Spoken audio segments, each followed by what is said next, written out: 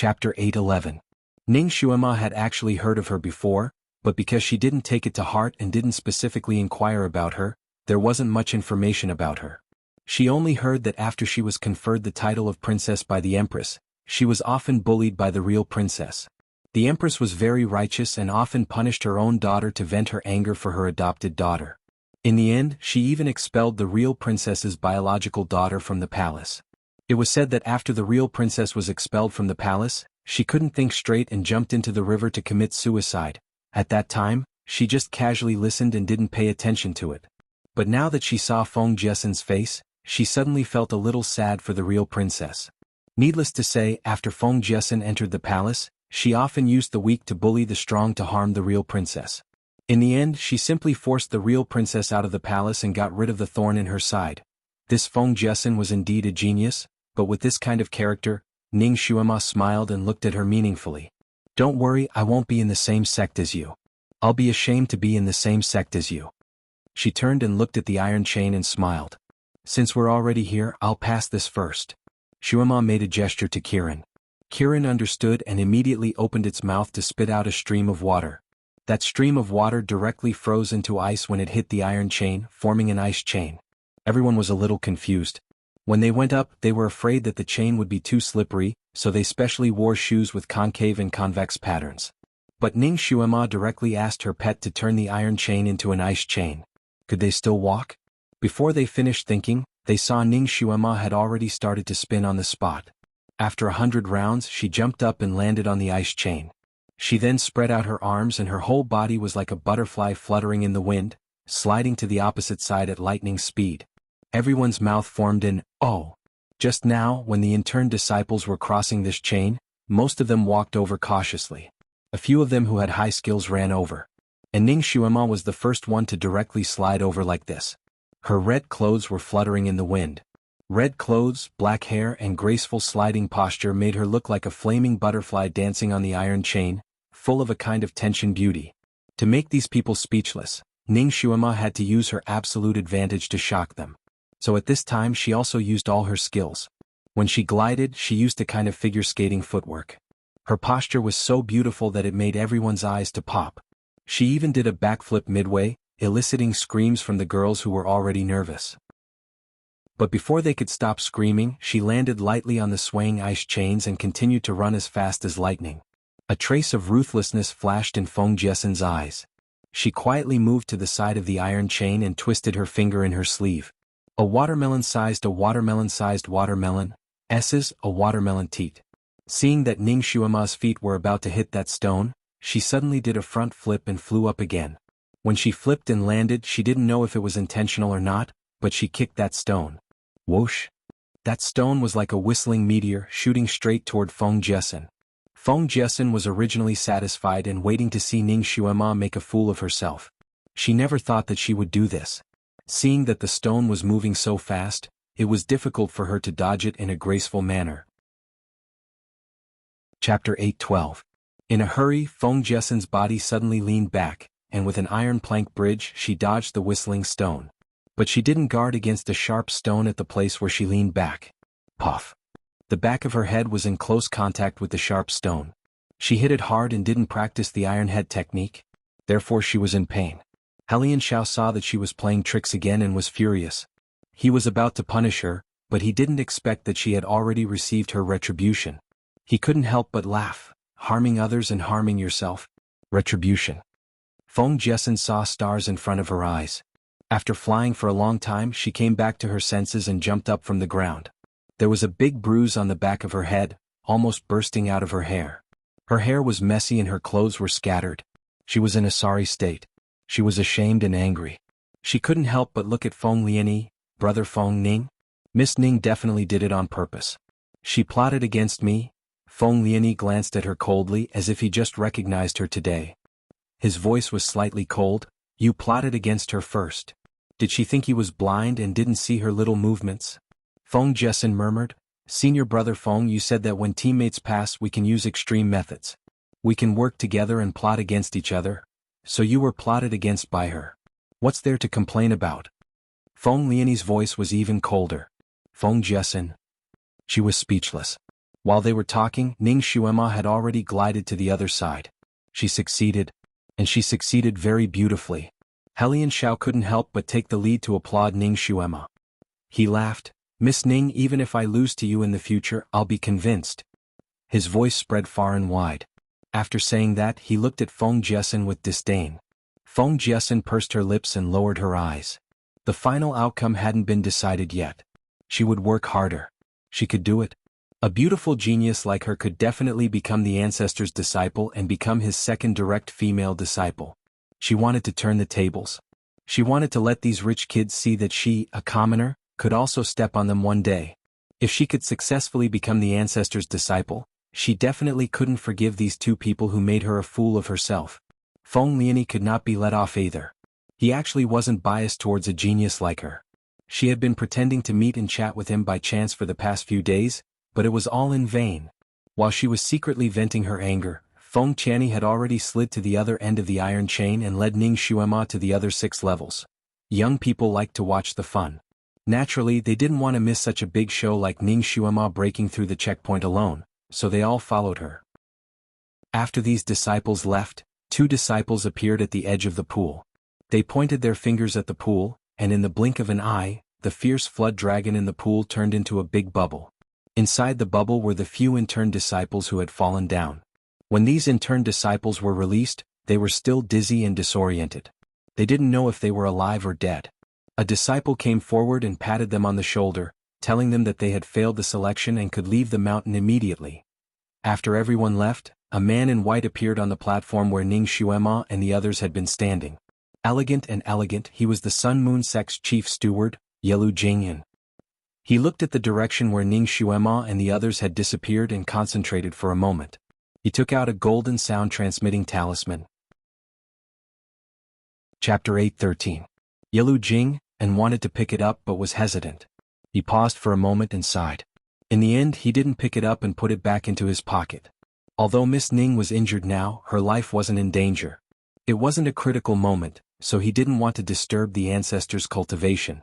However, could Miss Ning really pass the 6 tests in 12 hours? She had promised in front of everyone. If she couldn't pass, the ancestor wouldn't be able to accept her even if he wanted to go back on his words. That person was planning this, wasn't he? He didn't expect that person to go against the ancestor's orders and set such a big trap for Miss Ning. Perhaps he should start from the 6 tests and go easy on Ning Xuema? As he was thinking of a countermeasure, the voice transmission talisman on his waist suddenly lit up. He frowned slightly. It was from that person. He picked it up and heard a cold voice, "Come to the secret room to see me quickly. Otherwise you will have to bear the consequences." Yelu Jing, and, in a clean room that looked like it was made of ice and snow. The ancestor sat on a cold couch and looked at Yelu Jing and with sharp eyes. "You want to help her?" Yelu Jing, and took a deep breath and didn't hide it. "Yes, the ancestor personally ordered me to take care of her. I was just following the ancestor's orders." The ancestor lowered his eyes slightly. "So he didn't really believe me?" Yelu Jing, and looked at him with cold eyes. "In fact, you really can't be trusted. The ancestor asked you to bring her out of the mystifying illusionary realm safely, but you let her suffer such serious injuries. Since she wants to be the ancestor's disciple, she will have to go there alone sooner or later. I just brought it forward," said the ancestor. "But she is only at the Earth tier level 2. The beast you released in the mystifying illusionary realm was the Yazi beast. This beast can only pass if it cultivated to the Earth tier level 5. Yelu Jing, and had secretly observed Ning Xuema's injuries.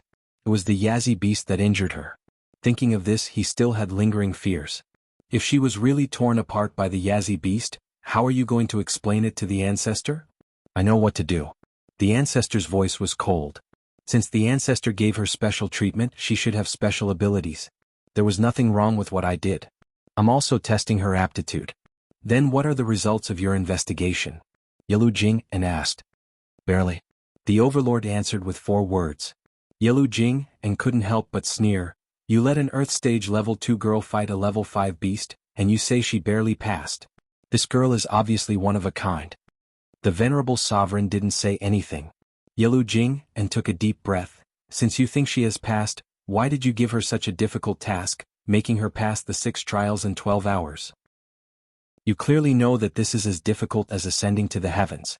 You just don't want her to become the ancestor's disciple, right? Everything else was just an excuse. What? Why are you doing this? If she doesn't pass the exam and take someone else as her master, the ancestor will definitely settle accounts with you when he returns. The ancestor lowered his eyes slightly and said in a soft voice, I know, but I have to do this. What? Because she is a heavenly calamity lone star. The ancestor took a light breath, and his voice was even colder. Since the ancestor became friends with her, there has been a lot of problems. Her fate as a heavenly calamity lone star cannot be changed easily. The ancestor has already been implicated by her. Chapter 8:14. If Ning Xuema becomes the ancestor's disciple, who knows how much trouble she'll cause. I can't let her harm the entire Sun Moon sect. Yelu Jing En. I think the ancestor knows what he's doing. How can you meddle in his affairs? The ancestor's eyes were cold and sharp. She might be the ancestor's origin tribulation. Even if I have to die, I can't let anything happen to the ancestor. Yelu Jing En. She couldn't get through to him. Yelu Jing En didn't want to be entangled with him anymore, so she turned and left. The ancestor's figure flashed, and he suddenly appeared in front of Yelu Jing En. He reached out and grabbed a golden sound-transmitting talisman from Yelu Jing En's body.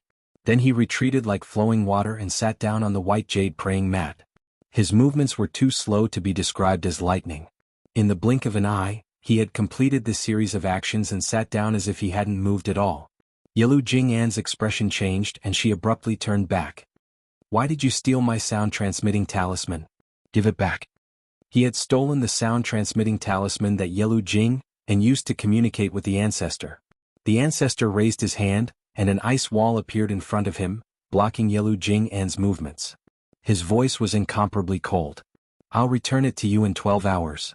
He looked at Yelu Jing En with cold eyes. Don't try to help her. I'm just letting her know the difficulty and retreat. I don't want to take her life. If you blindly help her, I don't know what I'll do to prevent future trouble. Yelu Jing En stiffened. Are you threatening me? No, I'm just telling you. I mean what I say. If you don't want her to die, then don't do anything. Yelu Jing En was furious. The ancestor won't forgive you when he comes back. I've said it before. For the ancestor's safety, I've already risked my life. The ancestor's reply was indifferent. Yelu Jing En. What you're doing is unfair to that girl. She's qualified to have the ancestor as her master. My mission is to protect. I don't care about anything else. The ancestor closed his eyes. You can scram. If they really fought, Yelu Jing En wasn't a match for the ancestor, so he could only choose to leave. After pausing outside for a moment, he headed towards the place where Ning Xuema was challenging the trial. Even if he couldn't help her pass the trial, he could still protect her a little. No matter what, he would never allow Ning Xuema's life to be in danger. He knew that the first obstacle Ning Xuema had to pass was the Bronze Men Alley. There were all kinds of bronze men whose skills were around Earth rank level 1. These bronze men were more flexible than real people. When they attacked people, they would automatically arrange themselves into a formation. Normally, when passing through this array, they would form a group of 3. This way, the 3 of them could help each other and defend against the attacks of the bronze men from different directions. This was the place where the elimination rate of new disciples was the highest. Most of the time, not everyone in a group could make it out. Half of them would be eliminated here. Even for those who rushed out the fastest, it would still take about 2 hours. And this time, Ning Xuema was challenging the trial alone. She only had a seemingly weak Kirin by her side. Even if she could make it out, it would take her at least 2 hours. This was the fastest speed that Yelu Jing En had calculated for her. What he didn't expect was that just as he walked near the Bronze Men Alley, he heard thunderous applause coming from inside. Helian Zhao's voice was especially loud. Congratulations to Miss Ning for successfully passing the first obstacle. Chapter 8:15. She passed the first level? This was too fast. Only a little over an hour had passed. How did she do it? Yelu Jing En stood under the shadow of a large tree, watching the group of new disciples escorting Ning Xuema as they walked out. Ning Xuema had already changed into a lotus-pink dress, her small face faintly blushing. Her lips had a smile and her steps were unhurried. That pair of large eyes flashed with an ink-black luster under the sunlight. At this moment she was confident and calm. Even though there were all kinds of beauties around her, none of them could cover up her radiance. In this place where beauties gathered, she might not be the most beautiful, but where she was, everyone else seemed to have become a moving background. This kind of girl would become the center of attention no matter where she went. Not to mention that she had just easily broken a record? She was the fastest person to pass this level. The youths that came to watch the excitement looked at her with inquisitive, curious, and faint adoration. Intentionally or unintentionally, they approached her and tried to say a few words to her. Ning Xuema was not cold and arrogant. When it was necessary, she still had a good temper when she wasn't provoked. She talked and laughed with these people as she walked to the next level. Yelu Jing and used an invisibility technique, so these people didn't see him when they passed by, and no one looked in his direction. Only Ning Xuema, with her naturally sensitive sixth sense, walked under the large tree and suddenly looked in Yelu Jing'an's direction. This made Yelu Jing'an's heart jump. This girl was able to see through his invisibility technique? Actually, he was thinking too much. Ning Xuema didn't see him, she just felt something and looked over. She quickly turned her head and continued to talk with the people beside her. Even though her body was close to 14 years old, her soul was old. Looking at the group of girls and boys beside her, she felt like they were still young children. Seeing their undisguised worshipful gazes, Ning Xuema coughed in her heart. In fact, the layout of the Bronzemen Alley was similar to the Wooden Dummies Alley of the Shaolin Temple. She liked mechanisms, so she naturally entered the Wooden Dummies Alley to study it. She even figured out several ways to fight it. Although the mechanical techniques in her era were different from the ones in the real world, there were still many similarities between the two. After that, she had solved the Wooden Dummies Alley like it was a toy. Now that she had broken through the Bronzemen Alley again, it would not be a problem for her. If one didn't know how to break it, they would naturally be entangled by the bronze men inside. It would be considered a skill if they could break out within 2 hours. However, an expert like Ning Xuema was very relaxed. After she entered, she quickly found the key points of the mechanisms on the bronze figures, making them unable to move. Then she swaggered out of the room. She passed the stage with the least pressure and almost no MF was used. The second trial was on a vast and misty lake. Scattered lotus leaves floated in the lake. And Ning Xuema needed to step on these lotus leaves to run to the small island in the center of the lake, then pick a fruit from there and bring it back. This was a test of people's Qinggong. To these Earth Stage disciples, Qinggong was not a difficult thing to do. The difficult part was that these floating lotus leaves were spinning rapidly in the lake. From time to time they would change their position at lightning speed. When you lifted your foot, you would see the lotus leaves in one position, but when you landed they would change to another position, making it easy for people to step on empty air.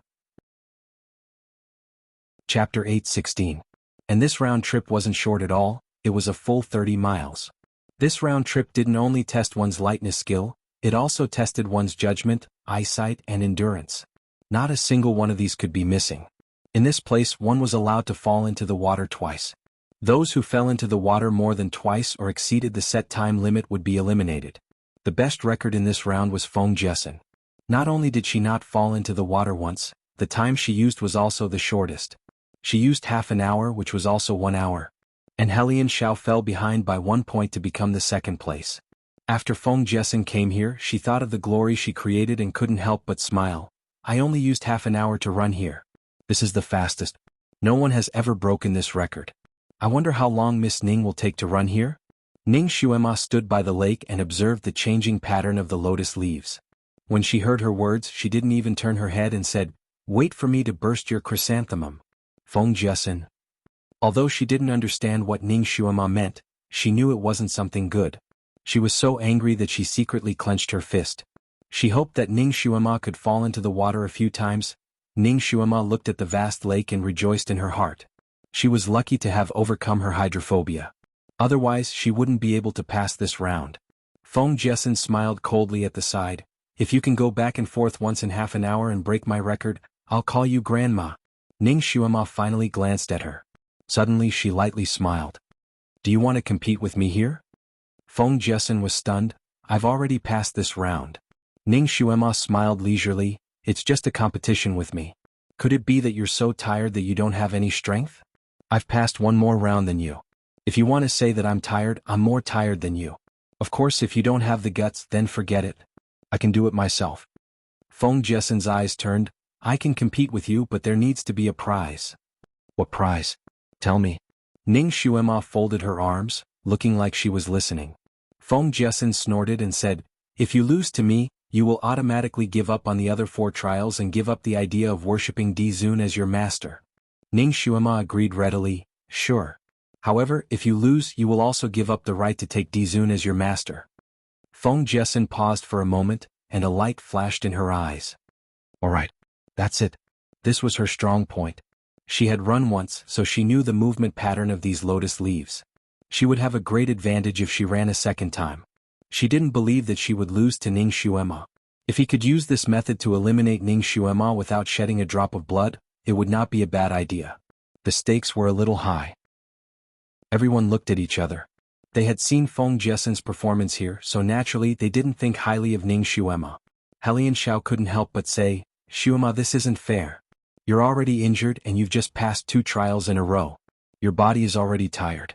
And a certain person has already passed 1 trial today, so his body is still full of energy. She has also run once, so she's familiar with the process. This is too unfair to you. You can't agree to this bet. Ning Xuema seemed to be moved by his words. She tapped her forehead with her finger. What you said is indeed reasonable. It's really unfair to me. Feng Jiesin's heart sank, fearing that she would go back on her words. Ning Xuema, you won't go back on your words, right? We've already agreed.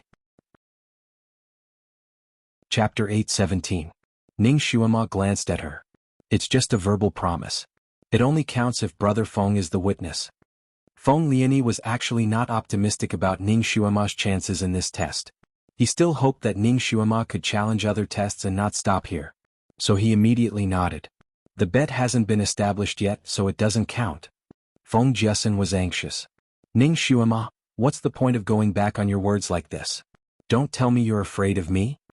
Ning Xuema hugged her arms. Afraid of you? What a joke. I just feel that the bet just now was really unfair. Then what do you want to be fair? Feng Jiesin blurted out. Ning Xuema rubbed her forehead.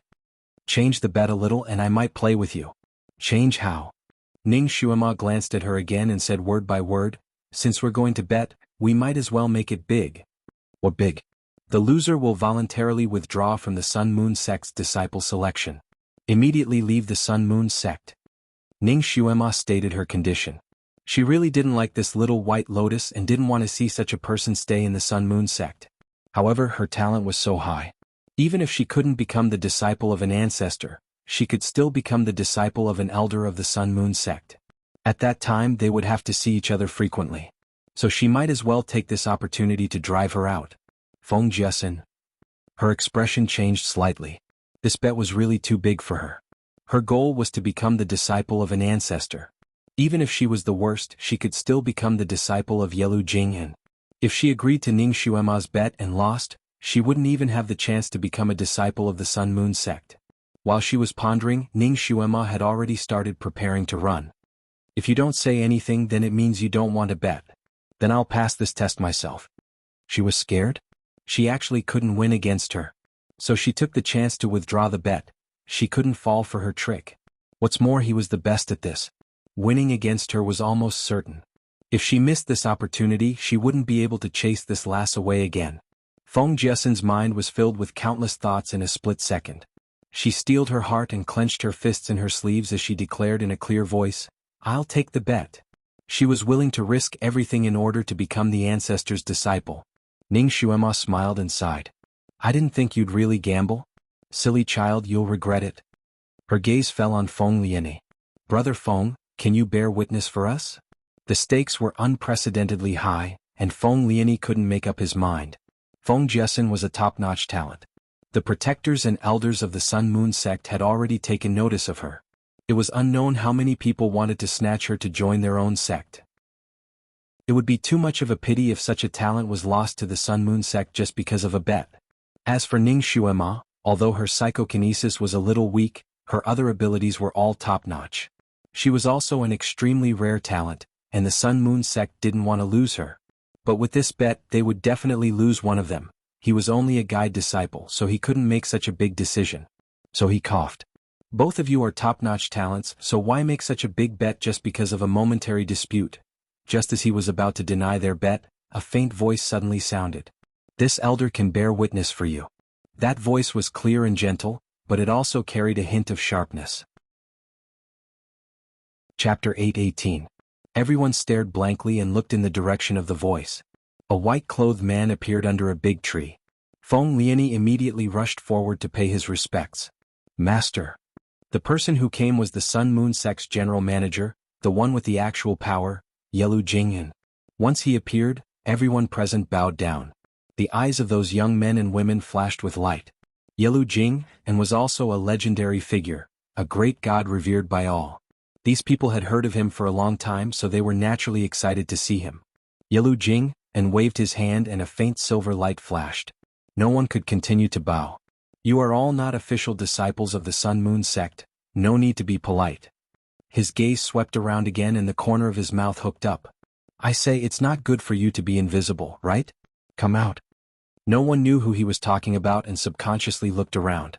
Ning Xuema's heart skipped a beat. Her eyes quickly circled around her before stopping at a large boulder. That big rock suddenly shook and turned into a green-clothed man in the blink of an eye. He laughed loudly. Little 15, why don't you let us secretly watch the show? What's the point of drinking? Yelu Jing, and smiled. Ninth senior brother didn't say anything when you returned, but squatted here to watch the show. I almost didn't see you. That green-clothed man was also a handsome person. He chatted with Yelu Jing, and for a while before his gaze fell on Ning Xuema. This little girl isn't simple. She actually saw through my disguise after looking around. He was in high spirits. Little girl, there are still 3 who haven't shown themselves. Can you find them? Ning Xuema heard their conversation and knew that this person was also the ancestor's disciple, ranked 9th. She didn't hold back and continued to look around. Her gaze fell on a slender and elegant lotus flower in the water and she smiled. That lotus swayed and a circle of green light flashed. Unexpectedly, it transformed into a man wearing a long white robe. His facial features were elegant and refined. His figure flashed and landed on the lakeside. He faced Ning Xuema and elegantly smiled. Little miss, not only are your eyes poisonous, your smile is also very sweet. Yelu Jing stepped forward to greet him. 12th Shixiang. When the crowd saw that another handsome guy had appeared, they naturally went into an uproar. Ning Xuema was, after all, a special agent. She was very observant and was used to seeing through other people's disguises. Coupled with her current cultivation, her eyesight was even sharper. Her gaze landed on a weapon rack and half a piece of dead wood. Every time she paused, a handsome man would appear. 3 minutes. It only took her 3 minutes to find out who the 3 handsome men were. As they exchanged greetings, Ning Xuema also learned about their identities. They were all disciples of the ancestor. Although their temperaments and personalities were different, there was no doubt that they were all extremely handsome. These people should be very old. The youngest one was more than 100 years old, and the oldest one should be 700 or 800 years old. However, each one of them looked like they were 24 or 25 years old. They were in their prime and people couldn't help but marvel at the magic of telekinesis. Among these people, 3 had already cultivated to Earth rank level 10 and were in the process of breaking through to Heaven rank. The weakest one was at Earth rank level 8.5 and was about to break through to Earth rank level 9. After breaking through to Heaven rank, one wouldn't age and die. After breaking through to Earth rank level 6, one could live for more than 2,000 years. Today was an eye-opener for everyone. Chapter 8:19. Don't underestimate the difference between level 6 and level 10. Earth rank level 6 and above was an extremely difficult hurdle. The amount of MF needed to advance from rank 6 to rank 7 was 3 times the amount of MF needed to advance from human rank 1 to Earth rank 5. The higher you go, the harder it is to rise. It was just like climbing a mountain. It was easy to climb up from the bottom, but once you reached a certain height, it would be extremely difficult to climb up again. In this continent, those who could cultivate to Earth rank 10 were as rare as phoenix feathers and unicorn horns. There were less than 10 people in the entire continent. 7 of these people were the disciples of the Sun Moon Sect's sovereigns. The ancestor had a habit of banishing a disciple after accepting one. Unless they were in charge of the Sun Moon Sect, all of them would be kicked out to establish their own sections. Of course, this independent sect was actually occupying a mountain and accepting disciples. It could be considered a branch of the Sun Moon Sect. The 4 men who had just appeared were the branch leaders of the various branches of the Sun Moon Sect. Every single one of them had recruited quite a few disciples, and these disciples had recruited more disciples, and so on and so forth. The Sun Moon Sect grew stronger and more people joined. In recent years they had basically stopped accepting disciples. Most of the new disciples had become their grand disciples, or their granddisciples' granddisciples' granddisciples' granddisciples. Only when they came across a truly high-quality jade would they have the thought of taking in a disciple. Among this batch of new disciples, they had also heard of Feng Jiesin and Helian Zhao's reputations. They were all prepared to go take a look at the final competition. These people were branch lords, so their eyes and ears weren't ordinary people. Naturally, they had heard about Ning Xuema's sudden appearance and her promise to the ancestor that she would pass 6 stages in a row. Everyone's curiosity was piqued, and they all ran over at the same time. The conversation between Ning Xuema and Feng Jiesin naturally fell into their ears. These people had lived for hundreds of years, and Feng Jiesin's little girl tricks were nothing in their eyes. Since they paid attention to Feng Jiesin, they naturally investigated her thoroughly. They had a kind of evaluation of her in their hearts, but they just didn't say it out loud. The thing that the Sun Moon sect did not lack the least was prodigies. Thus they did not regard Feng Jiesin and the others very highly.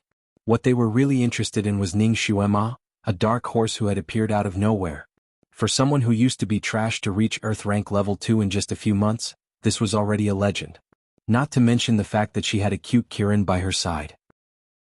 She even dared to openly challenge the venerable sovereign and inexplicably came out of the dark forest alone. Most importantly, she dared to promise that she would pass the 6 stages within 12 hours. One had to know that they hadn't been able to do it back then. This made them even more curious.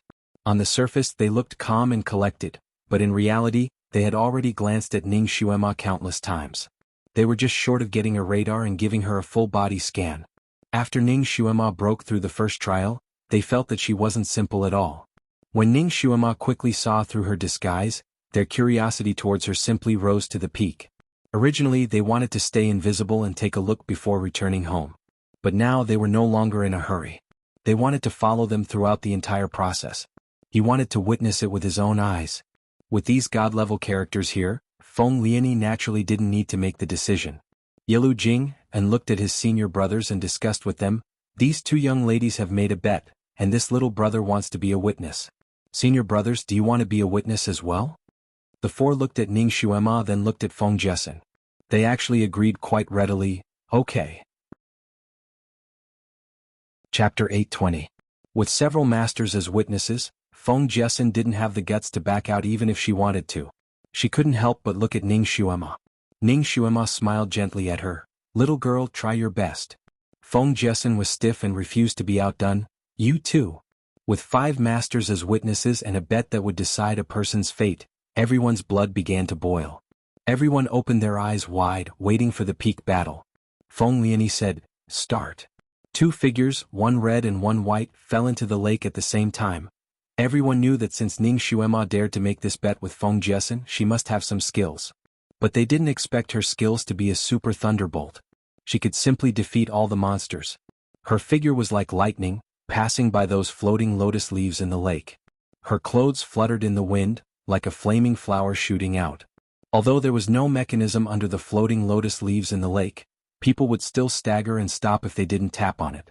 Those who couldn't control their balance would directly fall into the water. Feng Jiesin, who had passed through it once, still paused from time to time to judge when she ran for the second time. Ning Xuema didn't judge at all. She didn't stop at all. All her movements were as smooth as floating clouds and flowing water. It didn't seem like she was leaping on the lotus leaves in the water. Instead, it seemed like she was running on an ordinary road. In just a few minutes, Feng Jiesin was left far behind. Feng Jiesin's face changed. She didn't expect Ning Xuema to be so abnormal. The changing position of these lotus leaves coincided with the 8 diagrams. Ning Xuema just stood by the lake for a little while and chatted with others. How could she know all the footholds? This was illogical. Illogical. The more anxious she was, the harder it was for her to calm down. At this time, she couldn't calm down, so she couldn't make a correct judgment in the shortest time. She was so angry that she almost stepped on the wrong foot and fell into the water.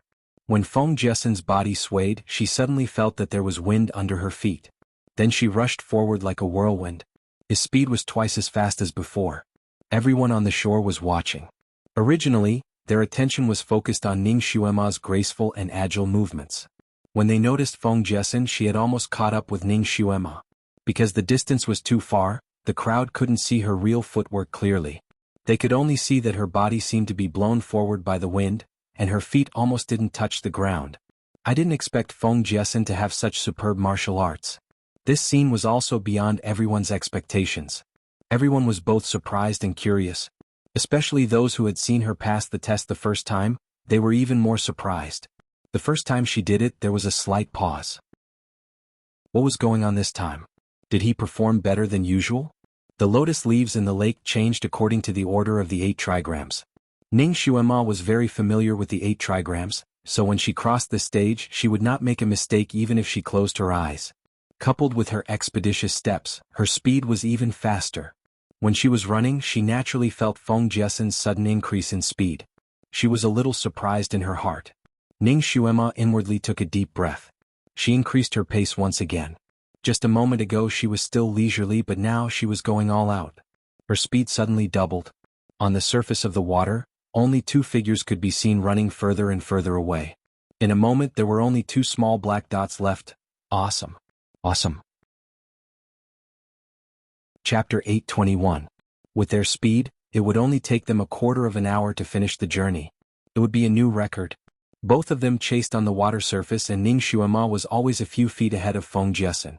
The small island was soon in sight. Ning Xuema jumped up first and Feng Jiesen followed behind. She was a little surprised and felt that she had the help of a deity. Of course she would never say it out loud. After a while both of them found what they wanted to pick. Each of them carried a watermelon-sized fruit and ran back the way they came. This time Ning Xuema was still in front and Feng Jiesen followed behind. Both of them went into the water almost at the same time. Once Feng Jiesen entered the water, she felt the wind that was carrying her and her heart calmed down. She used all her strength to chase after her. Soon she finally caught up with Ning Xuema. Looking at Ning Xuema's footsteps, she suddenly had an evil thought. This girl was the biggest enemy she had ever met in her life. She might as well kill her right here and now to prevent future troubles. Her heart moved slightly and her palms made a gesture in her sleeves. Suddenly she pointed at Ning Xuema. Ning Xuema was running when she suddenly heard the sound of a sharp blade breaking through the air. She turned her head and her expression changed slightly. A large number of fine needles flew from behind her. They attacked her like lightning. Those fine needles were shining with light blue light. Apparently they were highly poisonous. Needless to say, these hidden weapons were released by Feng Jiesen. This little white lotus actually wanted to kill her and wanted to kill her. No matter how fast Ning Xuema was, she was still on the water surface. Naturally, she couldn't be compared to the speed of these hidden weapons. Seeing that those fine needles were about to surround Ning Xuema, Feng Jiesen's lips revealed a vicious smile. Those who went against her, those who blocked her way, all of them had to die. These children of high officials and nobles all deserved to die. They should all make way for a commoner like her. This way the world would be fair. After releasing the concealed weapon, she felt proud of herself. Suddenly, she felt the wind under her feet suddenly shake, causing her to stagger and almost fall into the water. She hurriedly steadied herself on a lotus leaf and faintly felt that the wind that was helping her suddenly disappeared. Feng Jiesen's heart sank. Could it be that the heavens were not helping her? Shouldn't the heavens help a commoner like her? Humph, even if he didn't help her, it didn't matter. As long as she killed that eyesore of a girl, she could still become the ancestors' disciple. She wanted to be at the top and trample everyone beneath her feet. She wanted to be the strongest person in this world. She wanted to have a group of servants and a formation of servants. She wanted to be a real princess. All of her dreams were focused on this trip to the Sun Moon sect. Thus, she was willing to pay any price to achieve her goal. Feng Jiesen lightly jumped and landed on another lotus leaf. Then she looked at Ning Xuema with a trace of a smile, waiting for her to scream or fall into the water, but when she saw it, she was stunned. Ning Xuema was still standing there perfectly fine. In her palm there was a long green whip, and the silver needles on the whip were sparkling. It turned out that at that moment, Ning Xuema had quickly pulled out the vine whip on her body. Those fine needles shot onto her long whip, but she herself was not injured at all. It's impolite not to reciprocate. I'll return it to you.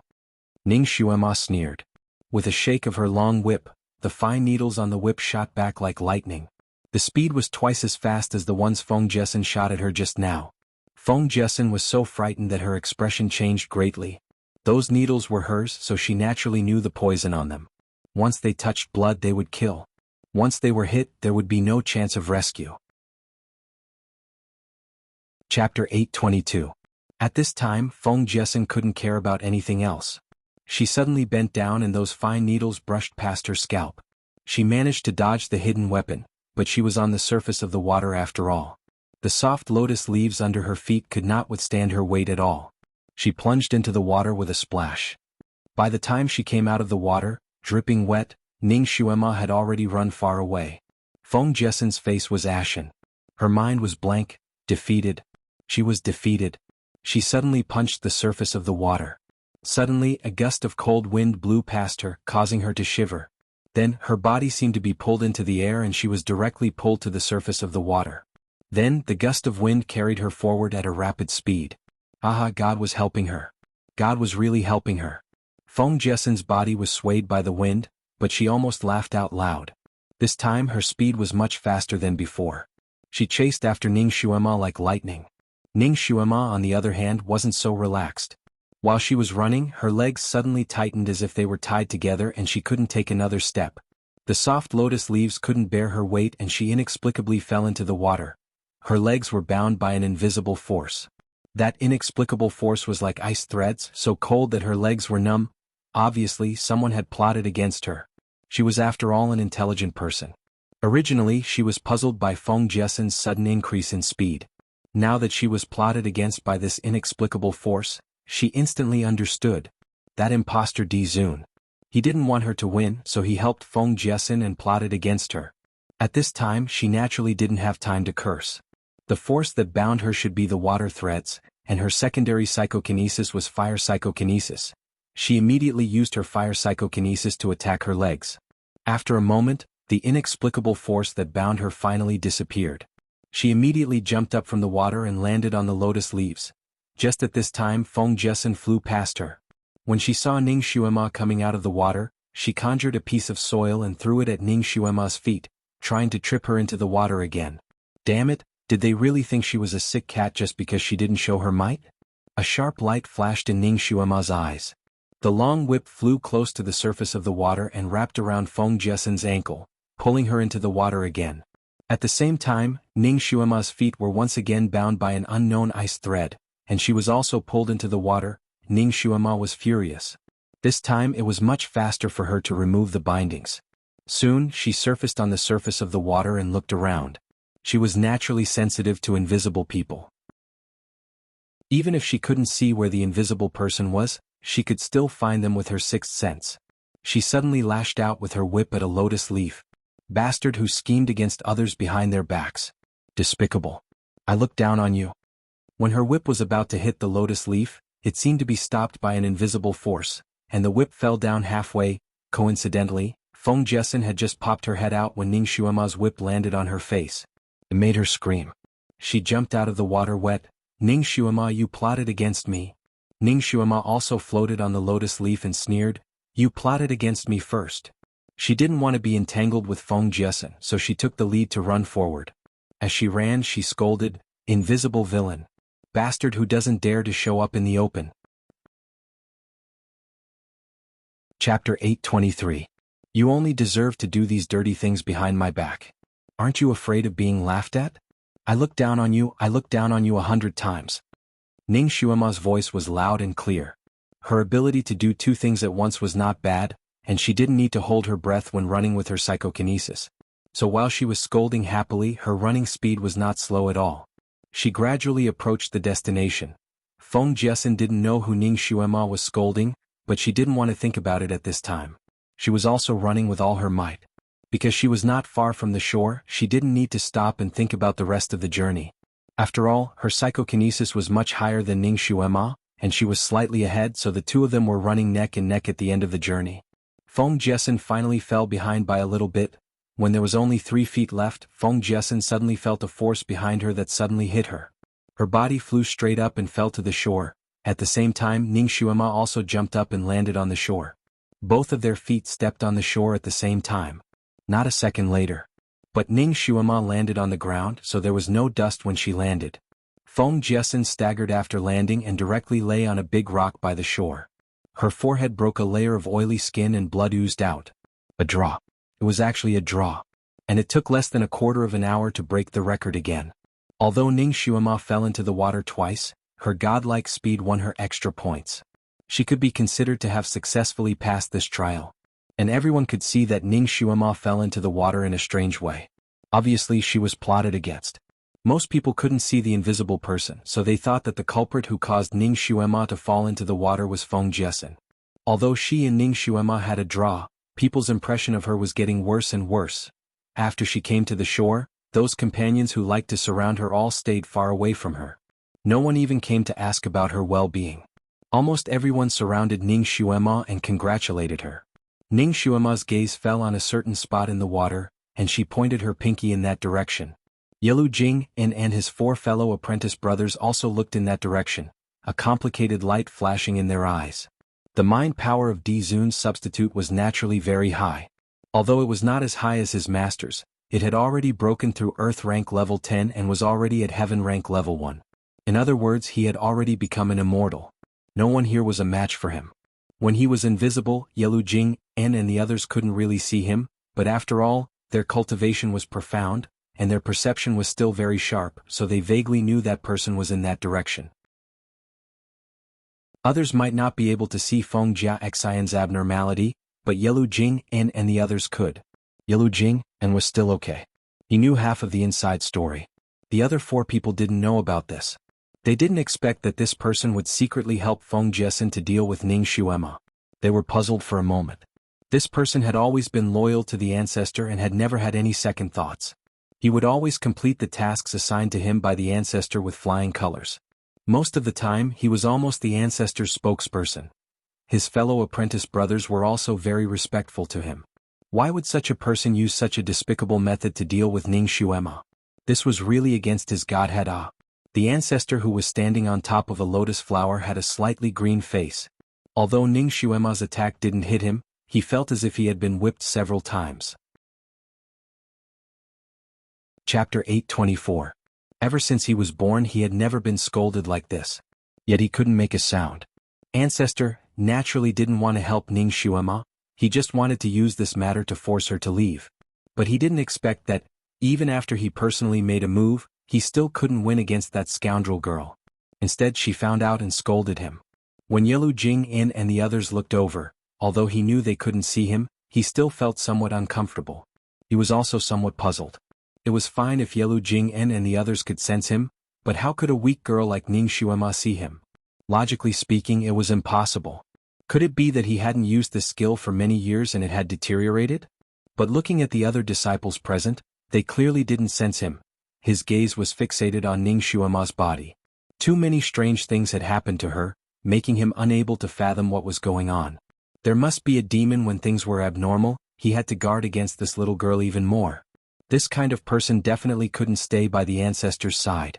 The ancestor belonged to this continent, his gaze shouldn't stay on one person, not to mention this person was a heavenly calamity. He turned around and directly disappeared again. Ning Xuema had passed 2 martial stages in a row and was also somewhat tired. Under Yilu Jing An's instructions, Feng Liani suggested Ning Xuema to pass the 1 stage. Ning Xuema naturally agreed. The 1 stage tested one's memory and comprehension ability. The person in charge of this stage was the Sun Moon sect's disciple who was known as the Memory Ghost Genius. He was famous for his crafty questions, who knew how many people had been defeated by his crude cultivation methods. Usually when the disciples passed this stage because of the need for absolute silence, the other disciples would wait outside, so as not to disturb the person being tested. But when Ning Xuema passed this stage, not far behind her stood a circle of people. There was no other way. Ning Xuema had created 2 miracles in a row. Towards this 3rd stage they really wanted to be spectators. Even those 5 masters didn't leave, actually following along. Of course, in order to not disturb Ning Xuema as much as possible, they were still very quiet under Yilu Jing An's restraint. Ning Xuema felt a little bitter. The layout of this place was not like an examination hall, but more like a court. She sat alone behind a small table.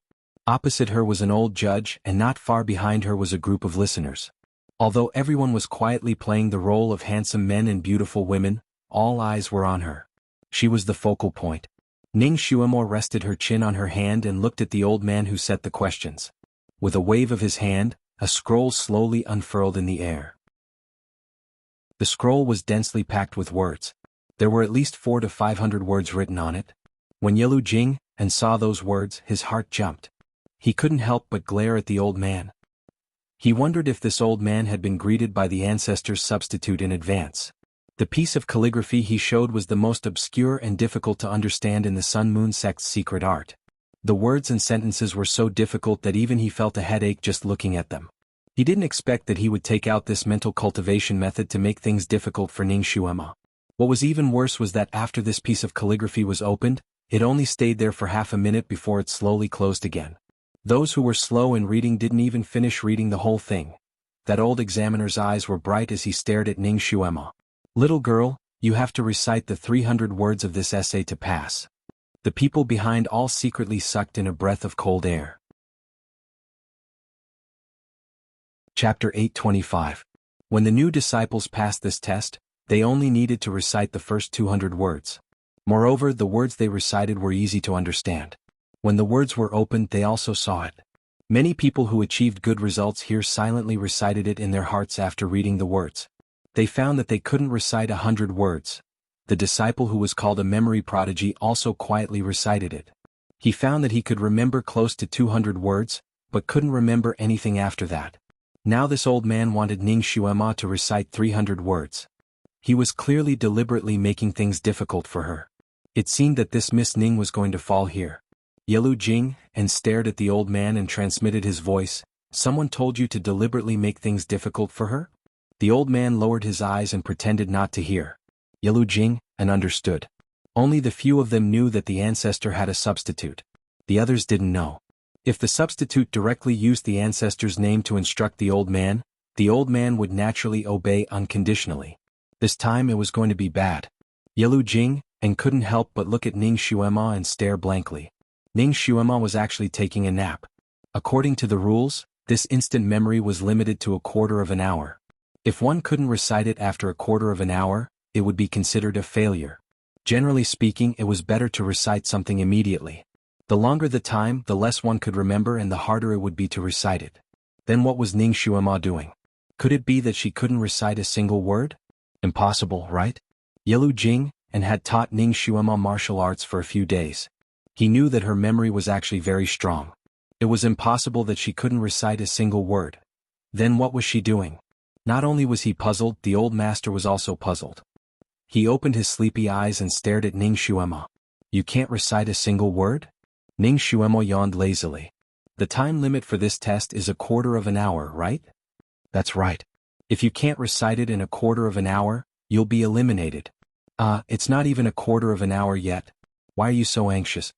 Ning Xuema asked back. The old master was speechless. He was speechless. After a while, he snorted and said, "After that moment, if you can't recite 300 words, you will be eliminated immediately." Ning Xuema blinked her eyes and said slowly, "I heard that other people were able to recite the first 200 words when they passed this stage. Moreover, the words were very common. Is that right?" The old master choked and couldn't help but raise his head to look at the new disciples behind him. He couldn't deny it. Ning Xuema's finger lightly tapped on the table. "Then why did you create such a cryptic article and let me read it for less than a minute and then make me recite the first 300 words? Are you deliberately making things difficult for me?" The old master didn't expect her to ask this question in front of him. He was at a loss for words. Usually when he took the entrance exam here, which one of the disciples wasn't respectful and reverent?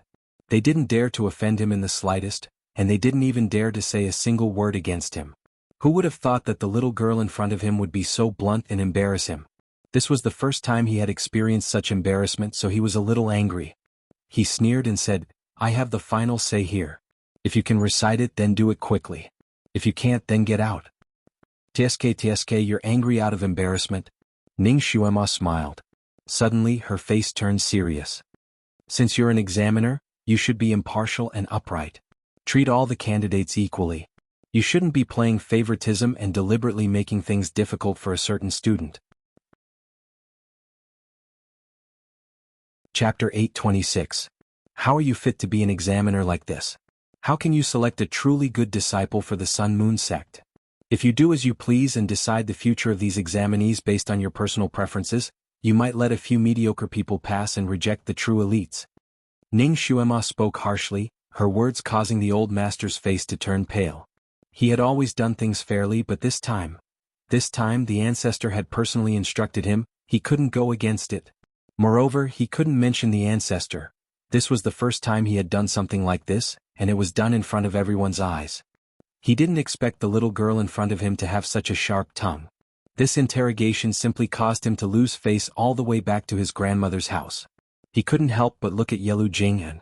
Yelu Jing'an's eyes faintly revealed a trace of disapproval, but she didn't say anything. He steeled his heart. Little girl, you can't even recite a single word, right? That's why you're tangling with me like this. You want to attack me and ask me to be merciful and let you off? Ah, then you're wrong. At this moment, Ning Xuema had already talked to him for so long, he reckoned that Ning Xuema had already forgotten most of the things she had just memorized. He might as well be impartial. Originally, I wanted to test you as a genius, so the questions I gave you were slightly more difficult. I didn't expect you to actually be a mediocre person. Forget it, I'm too lazy to bicker with you. Didn't you ask for fairness? Then you'll be the same as the others. If you can recite the first 200 words of the passage just now, you'll pass. How about it? Just as he finished speaking, Helian Xiao, who had been listening from the back, couldn't help but say, "This can't be considered fair." The passage just now was cryptic and hard to understand. Being able to recite the first 100 words is already very impressive. When he looked at it just now, he could still recite the first 150 words, but a long time had passed, and now he couldn't even recite the first 100 words. The others also nodded one after another. They couldn't recite the first 100 words now either. Only Feng Jia Xian sneered. When we were taking the exam, we each had a passage. It's not necessarily much easier than this. Don't we still have to recite the first 200 words? I recited 250 words. There was pride in her voice. Feng Jiasen, even if you don't speak, no one will think you're a mute. Helian Xiao was furious. Why can't I speak? Why do you care what I say? Feng Jiasen also raised her head high. Just now she had made a big scene, so everyone kept their distance from her, which made her very angry. She was used to being the center of attention wherever she went. Now that the center of attention had shifted, she felt particularly uncomfortable. He couldn't help but jump out from time to time to make his presence known. Ning Xuema suddenly turned her head and glanced at her. 250? Feng Jiasen said proudly, "Of course it's 250. She finally realized that something was wrong. These words were used to scold people in the vast Sky Empire. Feng Jiasen was, after all, a citizen of the Fengyi Empire. Although she had occasionally heard these words, she didn't take them to heart. It was only after Zhang Xian repeated his words that he realized what was going on. The people around her couldn't help but burst into laughter. It's 251 words. Not an idiot. Feng Jiasen blushed. However, no one paid any attention to her. Ning Xuema curved her lips into a smile and didn't look at her anymore. The corners of Yelu Jing'an's lips couldn't help but curve. This little girl's tongue was vicious enough, and her reaction was sharp enough. Her martial arts were so high, she was indeed a rare genius. Chapter 827. AI, this kind of person, Yelu Jing'an also wanted to take her in as his disciple. He really wanted to. The four apprentice brothers clearly had the same thoughts as him. All of their gazes landed on Ning Xuema as they began to think of all kinds of ideas to snatch her away.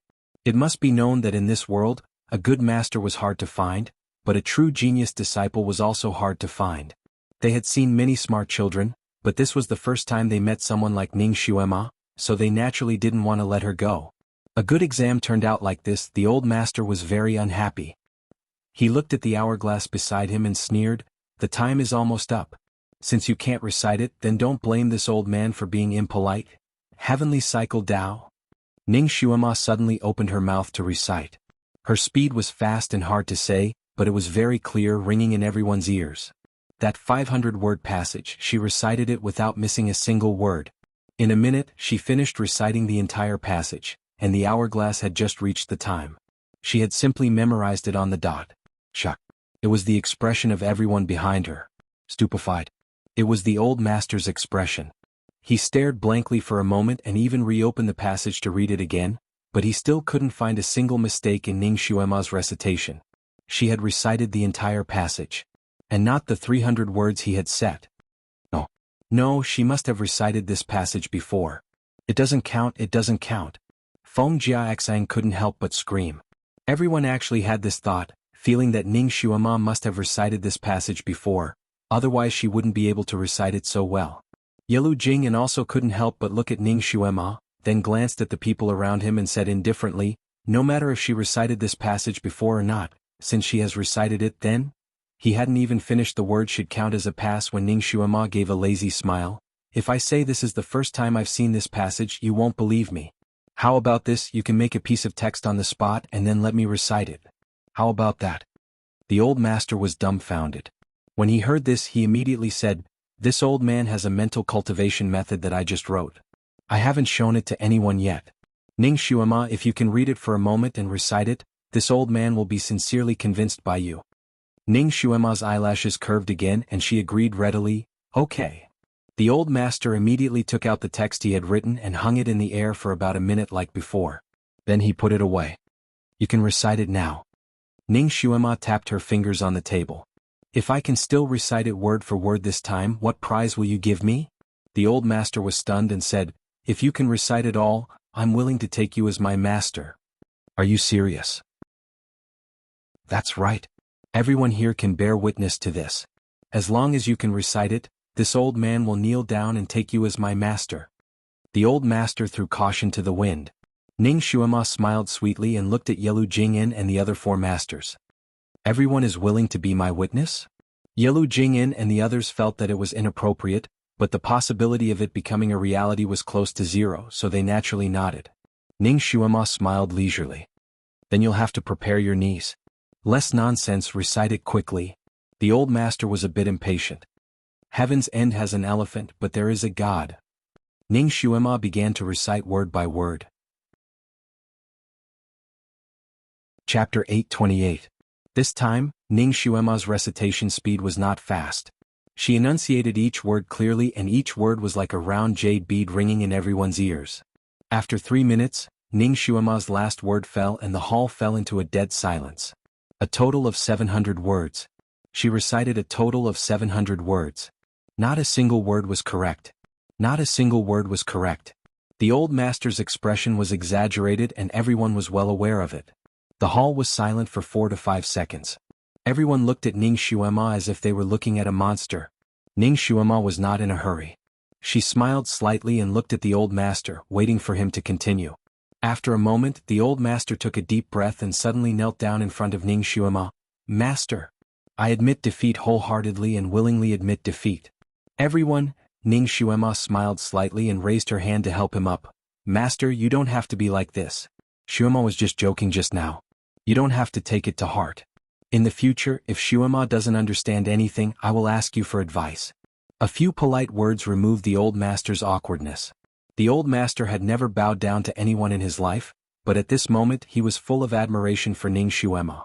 Moreover, this girl knew when to stop and didn't push him to the brink of death. She had saved his face and made him feel grateful to her. This kind of girl's future would be limitless. Even if she became his master, he would not feel wronged. He bowed and said, "In the future, as long as master has orders, I will obey." Ning Xuema saw that he was determined, so she didn't stop him. Everyone congratulated her one after another. Yelu Jing and could not help but ask, "Xuema, since you could recite it from the beginning, why did you take so long in the beginning?" Ning Xuema coughed, "I was a little tired from the first 2 rounds, so I wanted to rest here for a while." Everyone. So this was the reason why she was stalling for time. "Xuema, you're amazing. How in the world did you remember?" Helian Zhao's heart was filled with bewilderment. He felt that Ning Xuema's memory ability was simply heaven-defying. Ning Xuema smiled. "I know a special shorthand method." She had an amazing memory and she had learned shorthand before. Back then she was ordered to steal a lot of top-secret documents. Sometimes she didn't have the conditions to take photos. Therefore she basically relied on her exquisite brain to memorize things.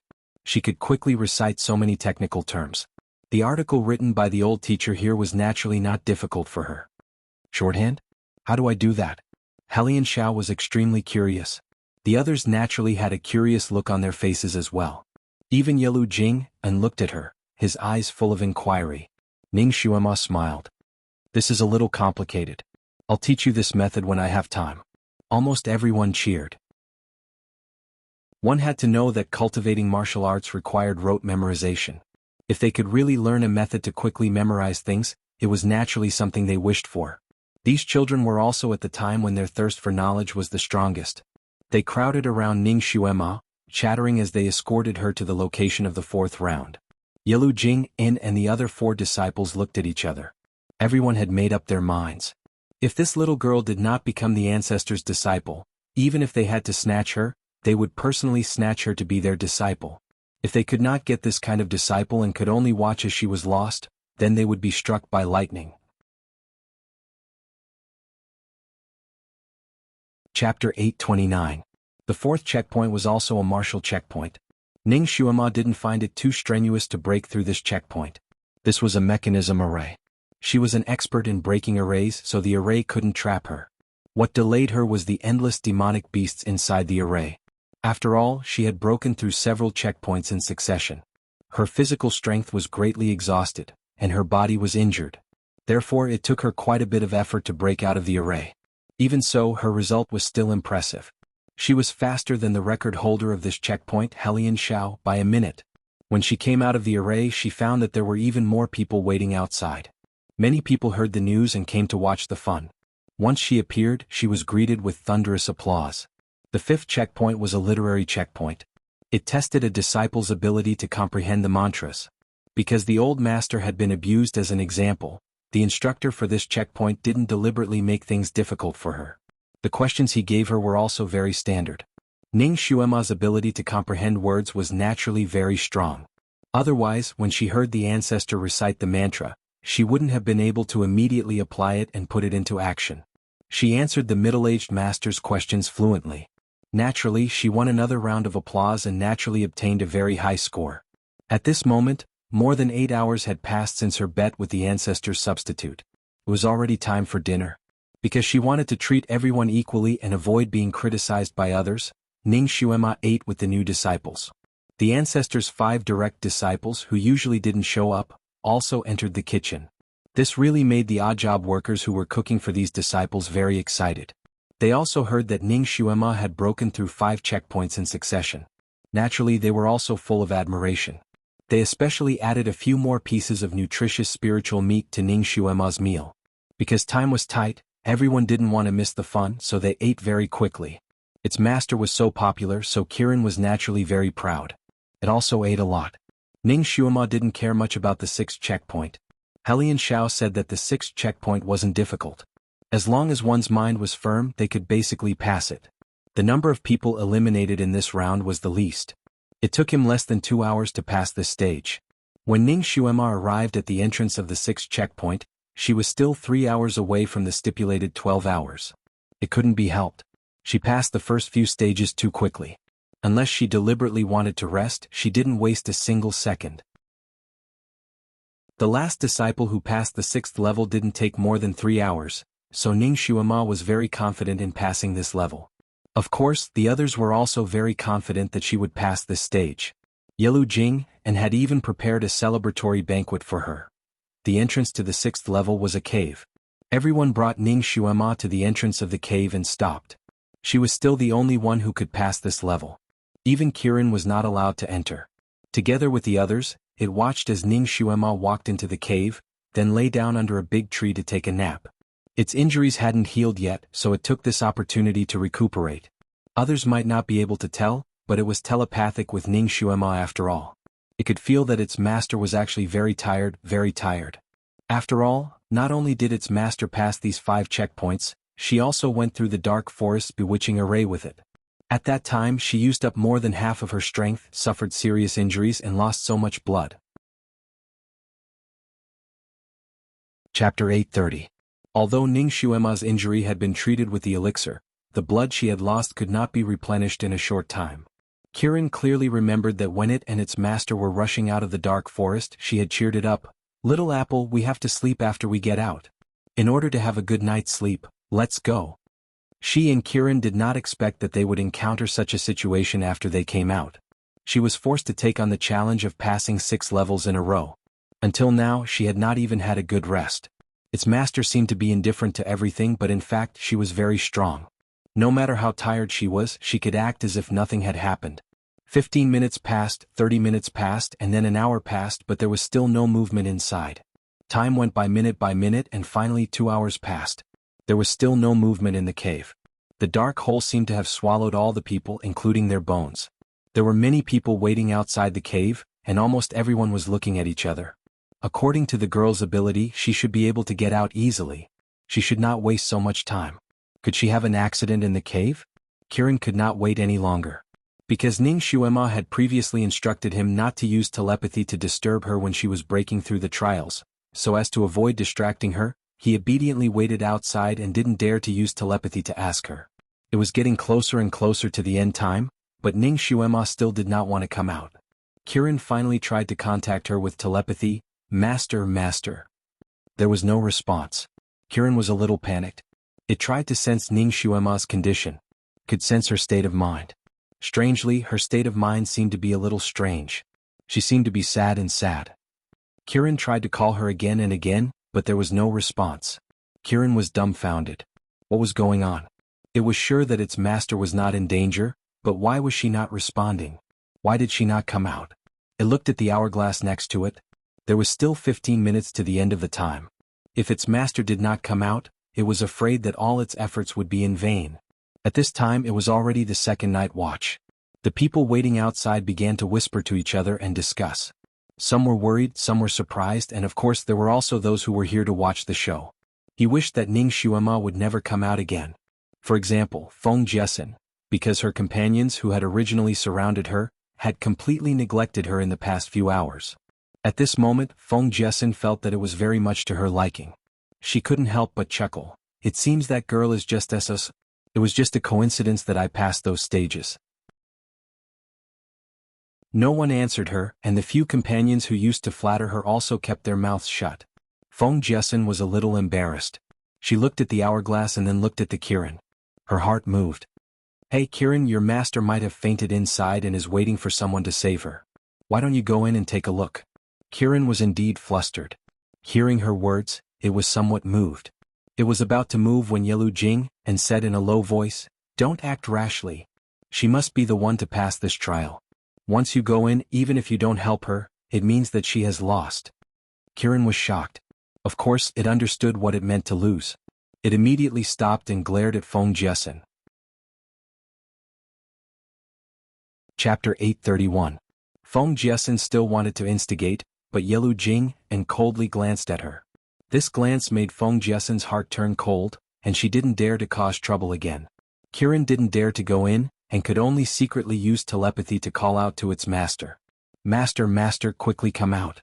You can't lose, you have to take the overlord as your master. You can't let Feng Jiesin, this kind of villain, see you as a joke. Don't you still want to find Yi Qingwan for revenge?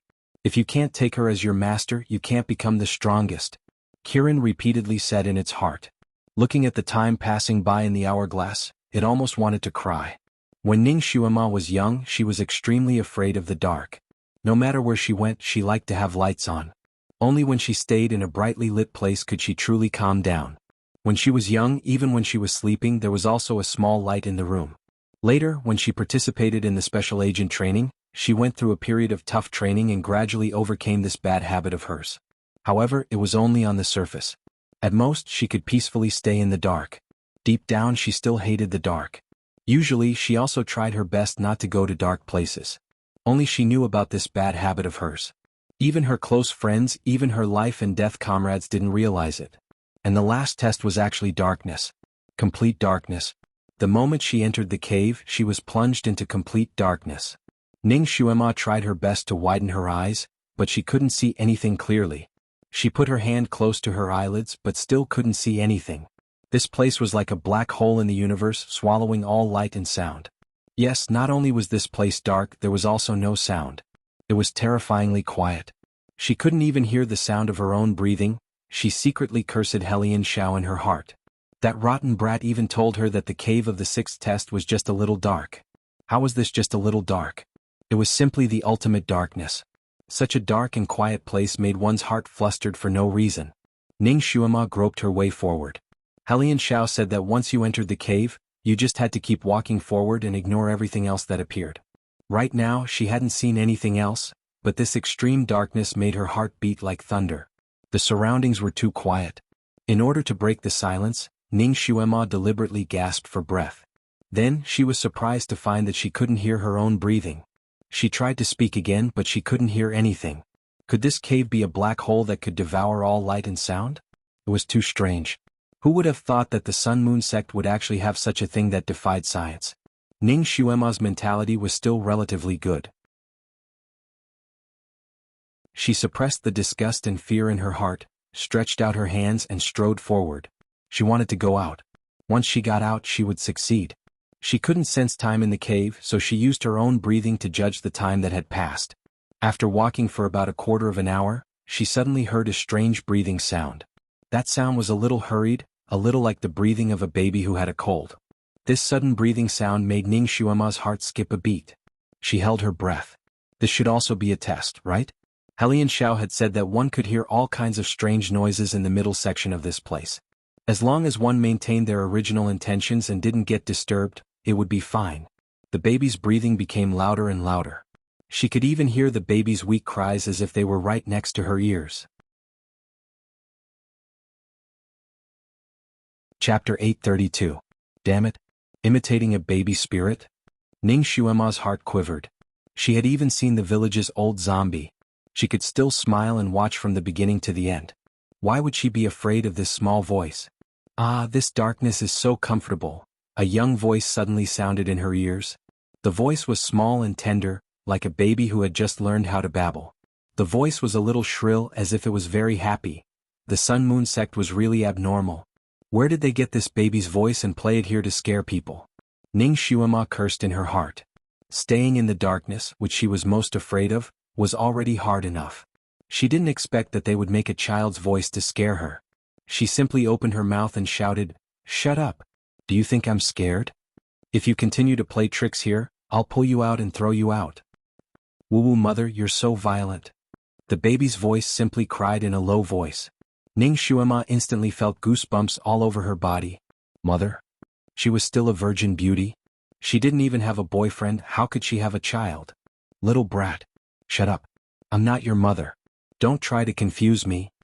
Ning Xuema said sternly. Hee Momo, I'm in your stomach and will be born in the future. Of course you're my mother? Scram.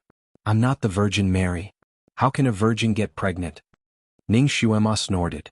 She felt a little strange. If the baby's voice was recorded in advance, how could it speak so smoothly? She was afraid that she would be bewitched by the voice, so she simply sealed her acupoints and shut off her hearing. This way the world would be peaceful and she wouldn't have to listen to the strange baby's voice anymore. Hee silly child, do you think you can't hear me by shutting off your hearing? The baby's voice laughed. How could she still hear it? This voice was transmitted from the depths of her soul. Ning Xuema's body suddenly stiffened. Her dantian suddenly heated up and she said sternly, Who are you? Where are you? Come out. After she shouted, no one answered. The baby's voice also disappeared. Motherfucker trying to mystify things. Ning Xuema cursed in her heart. She opened up her hearing and strode forward. Although she couldn't see, her sixth sense was still very sharp. If there were obstacles in front of her, she would be able to sense them in time and avoid them. Along the way, all kinds of monsters appeared in the cave from time to time. These monsters had strange shapes and sizes, and all of them were filled with murderous intent as they pounced on her. Ning Xuema chanted the incantation in her heart. She could tell that these monsters were all illusory and not real. Her judgment was absolutely correct. When those monsters really pounced on her, they disappeared into thin air. She heaved a sigh of relief. According to Helian Zhao's explanation, this cave was a revolving cave. Whichever cave they entered from, they would eventually be able to exit from that cave. Just like those man-made ghost castles she had seen in modern times. She judged the distance based on her speed and felt that she had already covered 2/3 of the distance. She just had to work a little harder and she would be able to get out. After she got out, she would be able to rest. She was too tired. She was walking quickly when a red light suddenly flashed by the side of the cave. A man in red slowly appeared in front of her. He had picturesque eyebrows, fiery red clothes, and a gentle smile. Little Momo. Shuilan. Ning Xuema was shocked.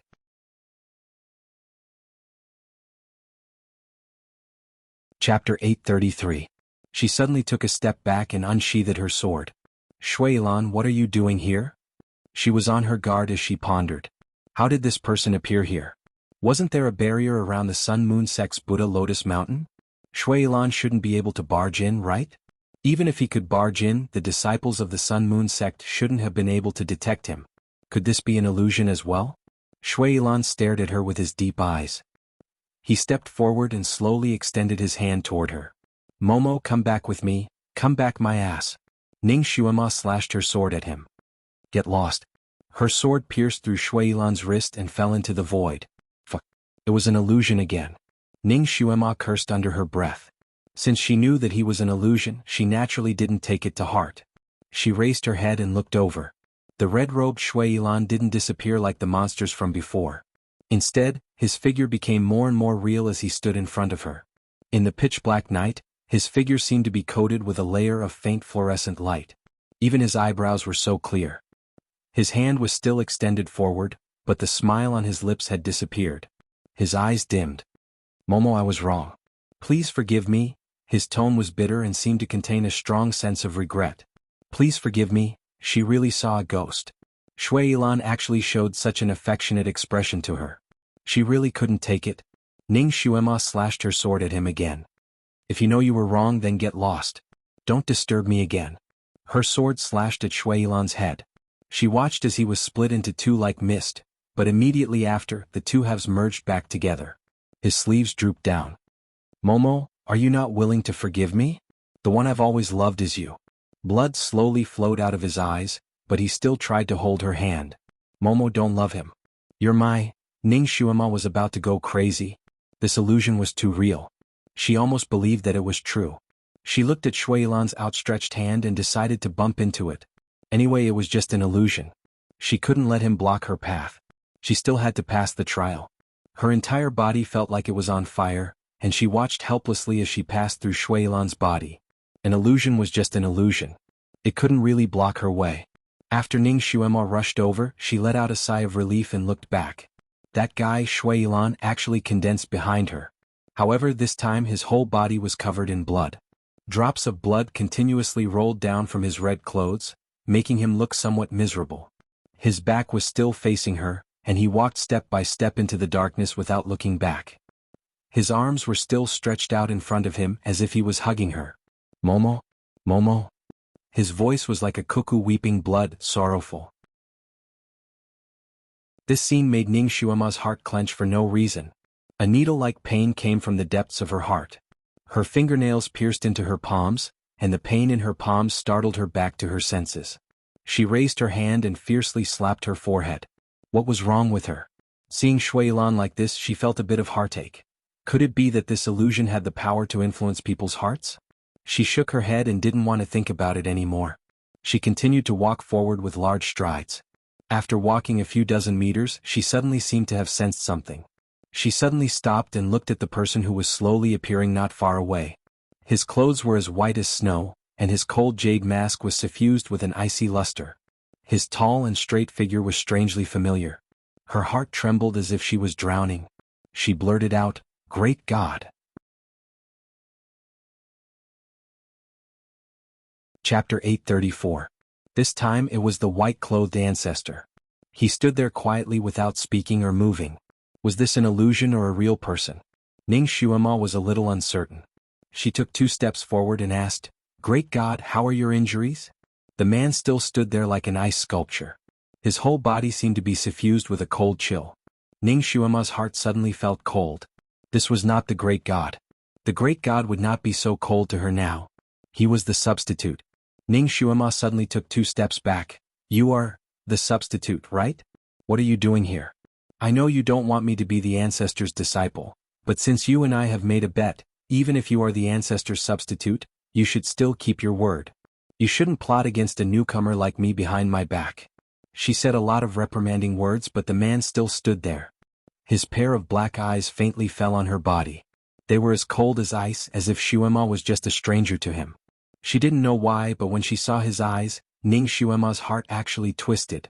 If she felt some pain in her heart when she saw Shui Yilan in such a sorry state, now that she saw the ancestor, her pain was actually 10 times worse. Pain, bitterness, helplessness, sadness, all kinds of negative emotions came overwhelming, drowning her whole body. Her nose was sour, and her mind was suddenly in a mess. She couldn't help but take 2 steps closer to him and reach out to him. You don't want to talk to me anymore?" A burst of icy coldness suddenly enveloped her. Ning Xuema's vision turned black, and her body softly slid to the ground. The white-clothed man stood beside her for a moment, raised his hand to look at his palm and slightly lowered his eyes. His move wouldn't take her life, but it was enough to make her sleep for 2 hours. After 2 hours, even if she rushed out immediately, she would still lose. But with this girl's intelligence, she shouldn't be confused by illusions. Just now, she seemed to have been in an illusion. What kind of illusion did she see? The white-clothed man was a little curious. He stretched out his finger to touch Ning Xuema's forehead, but stopped halfway and slowly lowered his sleeve. Forget it. No matter what she saw, it had nothing to do with him or the ancestor. As long as she lost this time, she wouldn't be able to take Di Zun as her master, and he would have achieved his goal. There was no need for him to meddle in other people's business. He glanced at Ning Xuema, who was lying on the ground. In a flash he disappeared. Ning Xuema was left lying motionless on the cold ground. Ning Xuema suddenly found herself on a battlefield. There were a few tens of thousands of people fighting on the battlefield. Flesh and blood splattered everywhere, smoke surged, and the flashes of various magic treasures frequently sliced apart human bodies and reaped lives. For some reason she recognized that the people dressed in black were from the devil race, and the people fighting against them should be from the immortal cultivation sect. The sounds of killing, the sounds of weapons clashing, and screams filled everyone's ears. The scene of corpses strewn all over the place made people want to vomit. Then Ning Xuema saw that at the rear of the devil sect, there was a black palanquin surrounded by the devil race. In the palanquin there was a red-clothed man with picturesque features. On his lap was a zither, and beside him sat a red-clothed girl with black hair covering her forehead. Ning Xuema's heart couldn't help but move. This man and woman were actually Shui Yilan and Shui Yimo. Shui Yimo's small face didn't have much expression. She raised her head to look at the battlefield outside the palanquin, her charming face filled with indescribable weariness. Chapter 835. She also had a zither on her lap. It was the Black Wave zither. Shui Yilan was also looking outside, his eyes brimming with interest. A moment later he tilted his head and chuckled at Shui Yimo. This time, these monkeys are a bit more powerful. Maybe we don't need to take action. Shui Yimo slightly nodded but didn't say anything. Momo. Shui Yilan suddenly held her hand. Don't worry, I'm by your side. You don't need to worry about anything. Shui Yimo tilted her head and looked at him, pursing her lips. I'm not worried. There was no worry in her eyes, only boredom. She raised her hand and touched her hair. She had combed it into a slanted bun, giving her a kind of amorous feeling. But at this moment the bun was a bit messy. She took out a mirror from somewhere and looked at herself, sighing. This bun is not good, it's messy again. Shui Yilan put the zither on his lap aside and sat cross-legged behind her. He took out an ivory comb. Don't worry, I'll comb it again for you. What kind of hairstyle do you want? He obviously often did this for her. He skillfully took apart her bun and combed it with his ivory comb. Her long hair hung down like a curtain of a waterfall. Shui Yilan gently held it in his hand, his eyes gentle. Momo, you're doing very well. Shui Yimo's eyes were looking outside, falling on a young girl on the battlefield. Her bun is very nice, I'll comb it like that. She pointed at the girl with her slender jade finger. Shui Yilan looked outside. Okay. Without saying anything else, he combed her hair. His fingers were very nimble. Almost in a moment he had combed Shui Yimo's hair. Looking her up and down, he was finally satisfied. Momo, your hairstyle is really very beautiful. Shui Yimo looked at herself in the mirror, smiling. It's really good. Shui Yilan stared at her bright smile and suddenly sighed. Momo, only you can match this hairstyle. The others don't match. As soon as he finished speaking, the gossamer thread in his hand swiftly extended outwards. The gossamer thread first burrowed into the ground, and a moment later, it suddenly flew out from the side of the girl on the battlefield and strangled her neck like a viper. Shui Yimo was completely oblivious to all of this. She looked at herself in the mirror for a moment, then raised her head to look outside. Her eyes searched for that girl's shadow, and she saw the scene of that girl being strangled to death. Her expression changed slightly as she looked at Shui Yilan beside her. Why did you kill her? Shui Yilan retracted his hand, and the gossamer hair flew back into his palm and disappeared. He smiled at her, his smile as warm as the spring breeze. Momo, you are unique. No other woman can be like you. Ning Xuema felt as if she had the perspective of a god. These two people were clearly staying in the airtight sedan, but she could actually see their every move. She rubbed her eyebrows, feeling as if she was still watching a show. When Ning Xuema woke up, she couldn't remember everything that had happened in her dream, but she could still analyze it in her dream. She could even link the previous dreams together. She could already see that Shui Yilan had clearly fallen in love with Shui Yimo, and that he was protecting her to the point of perversion. Shui Yimo, on the other hand, didn't seem to have any feelings for Shui Yilan. She only saw him as a companion, a shadow guard, and a trustworthy subordinate.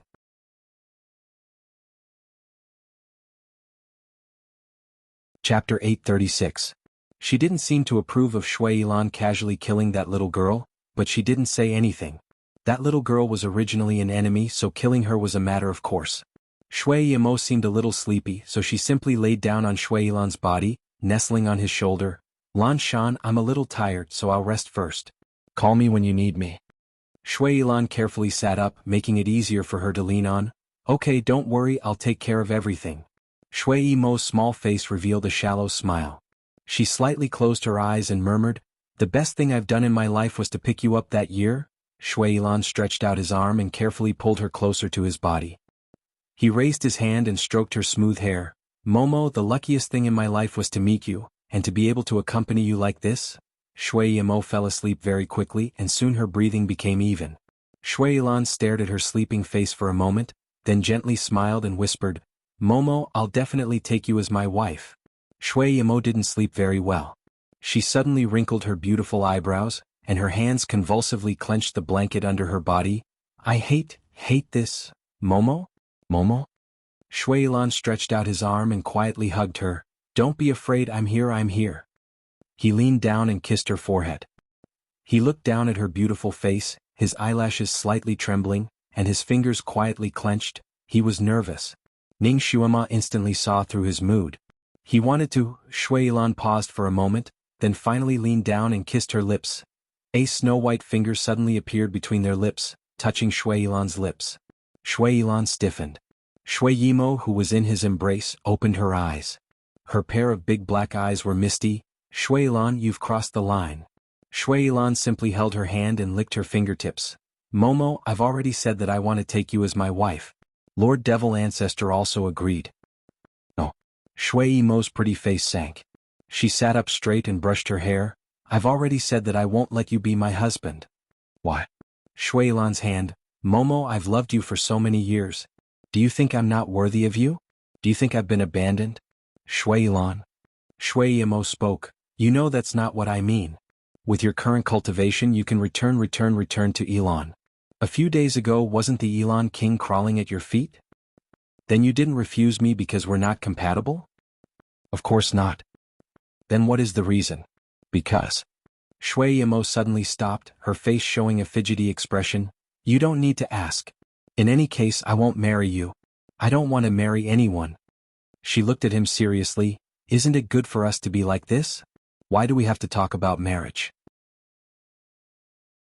Shui Yilan slowly sat up straight, lowered his eyes, and fiddled with the zither on his knees, no longer speaking. Shui Yimo paused for a moment, then suddenly sighed. "Shui Yilan, I can't delay you any longer." Shui Yilan's body shook, looking at her. "What?" Shui Yimo smiled faintly. "You're the king of the snow flood dragons, you should go back and inherit your throne."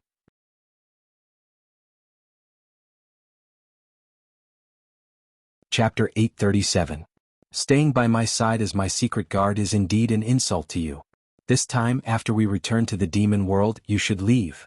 Xuema seemed relieved after saying this. Shui Yilan looked at her, his eyes unfathomable. "You know my background?" Shui Yimo gently plucked the strings. "Not only do I know that you are the king of the Snow Mermaid clan, but I also know that you were accidentally struck into an egg during a tribulation and fell into the hands of the Snake clan. Because of the tribulation, you lost your memories of being the king of the Snow Mermaid clan. You only thought that you were a small snake that no one liked, until I picked you up and made you my secret guard for 300 years. These years have indeed wronged you, your majesty." The shock on Shui Yilan's face gradually disappeared. He looked at her. "Momo, you secretly investigated me?" Shui Yimo slightly shook her head. "A year ago, the great protector of the Snow Mermaid clan came to see you disguised as a member of the demon race. I also happened to be looking for you, so I accidentally heard your secret." Shui Yilan raised his hand and held her hand. Momo, I have never felt wrong staying by your side. You want to drive me away? Shui Yimo withdrew her hand. The Snow Mermaid clan has been looking for you for so many years. You really should go back. After all, you are the king. Shui Yilan slightly smiled. Okay, after we return this time, I will go to the Snow Mermaid clan. Momo, are you willing to leave me? Shui Yimo lowered her eyes, still plucking the strings. Her voice was indifferent. There is nothing to be reluctant about. After you leave, other secret guards will appear. Shui Yilan's face slightly changed. He raised his hand as if he wanted to do something, but in the end, he didn't do it. He looked at her in a daze. Momo, is your heart made of stone? You don't feel reluctant about leaving me? Shui Yimo didn't speak anymore. She sat there like a cold stone statue carved out of flames. At this moment, Ning Xuema suddenly understood what she was thinking in her heart. She wanted to be the demon ancestor. To be the demon ancestor, she had to abandon the 7 emotions and 6 desires. She couldn't love anyone, couldn't like anyone. The things she liked, the things she loved, and the things she cared about would all be lost in the end. Since that was the case, she might as well not like or love him. That way he wouldn't feel heartache when he lost her and wouldn't feel sad when he was betrayed. Perhaps she had been too close to Shui Yilan all these years. She had gotten used to his company and his meticulous care. She had started to care about him and couldn't let him go. Shui Yilan saw that she was like a statue and didn't speak. He suddenly smiled bitterly and said, I understand. Shui Yimo slightly closed her eyes. Her beautiful face was still expressionless like a porcelain doll. She indifferently said, Shui Yilan, after we return, you can leave. I'm tired of you. Shui Yilan's fingers trembled as he sucked in a deep breath. Are you trying to drive me away? What if I insist on staying in the demon race? Shui Yimo still didn't open her eyes. She indifferently said, if you want to stay, it's up to you. But I won't let you be my shadow guard anymore. I don't want a shadow guard who has other thoughts about me. Shui Yilan. His fingers trembled violently. After a long time he said, What if I take back all my thoughts about you and just stay by your side like this? Momo, you can't leave me. You see, I've already learned how to play the Black Wave Zither. I can kill people for you so you won't be stained with blood. Momo, I can only be your shadow guard. I won't ask for anything else.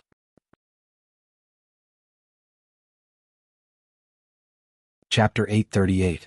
My skills are getting better and better. I can protect you well. Those people who want to assassinate you won't be able to get close to you. Don't drive me away. You saved my life, I want to repay you. Shui Yilan's words were so low that Ning Xuema was a little moved. It turned out that Shui Yilan had such a side to him. It turned out that he liked this demon princess so much. Shui Yilan suddenly became irritable. Shui Yilan, you're so annoying. You're still the Snow Mermaid King? Before she could finish her sentence, a sharp whistle suddenly sounded from the palanquin. Shui Yilan's expression changed. She looked outside and saw that the battle outside had already reached its climax. The demons were faintly showing signs of defeat. She frowned. That whistle was the signal for her to play the Black Wave Zither. She took a deep breath and immediately took the Black Wave Zither next to her. She placed it on her lap and stretched out her fingers to play. Shui Yilan suddenly snatched the Black Wave Zither from her hand and placed the ordinary zither on her lap. I'll do it, he said. No need. I'll do it myself. Shui Yilan reached out to grab the zither back. Since she had already decided to set him free, she must be independent and fulfill her mission. Shui Yilan simply stood up. Holding the Black Wave Zither, he looked down at her and smiled. Momo, this may be the last time I'll do something for you. Even if you want to draw a line with me, don't do it now. Clang. The sound of the zither rang out. Countless waves of light gushed out from his fingertips and flew toward the people of the Immortal Cultivation sect. Shui Yilan sat there holding the ordinary zither. She looked at Shui Yilan with a faint light in her eyes. Shui Yilan was probably in a bad mood. The sound of the zither was like a storm pouring down on the other side. Zither demon. Zither demon. He's making his move. Countless shouts filled people's eardrums. However, this time the zither didn't sound like usual.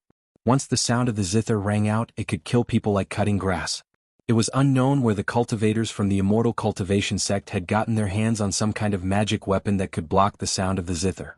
One after another, they propped up their magic weapons to block the sound. White light flashed one after another, and those magic treasures had already covered the zither sound in a pale white cover. The blue zither waves shot onto those covers, and the ear-piercing sound of metal colliding was deafening. Shui Yilan's 10 fingers flew as he madly played the zither. However, he was still unable to break through the white barrier.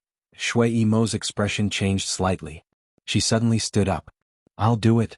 Without any explanation, he snatched the black wave zither and stretched out his fingers to play. After all, she had half of the devil ancestor's power, and the murderous sound she played was several levels higher than Shui Yilan's. Her zither music sounded very peaceful, and there was even a hint of compassion in it. However, when the zither waves flew out, every single one of them was like a blade of death. When they hit those people's pale white protective shields, they instantly split open cracks. This was the true zither of the demon ancestor. The originally clear sky was suddenly covered with dark clouds. The surrounding dense green forest seemed to have encountered a harsh winter overnight. Endless leaves rustled down, and the world was filled with desolation. It was as if the wind, the clouds, and the fallen leaves had all become sharp killing weapons, fiercely attacking the cultivators. Demon ancestor. Long live the demon ancestor. Long live the demon ancestor. The demon race's camp was filled with cheers. Shui Yimo's eyebrows were calm and expressionless. Her 10 fingers were like falling flowers, quickly plucking the zither strings.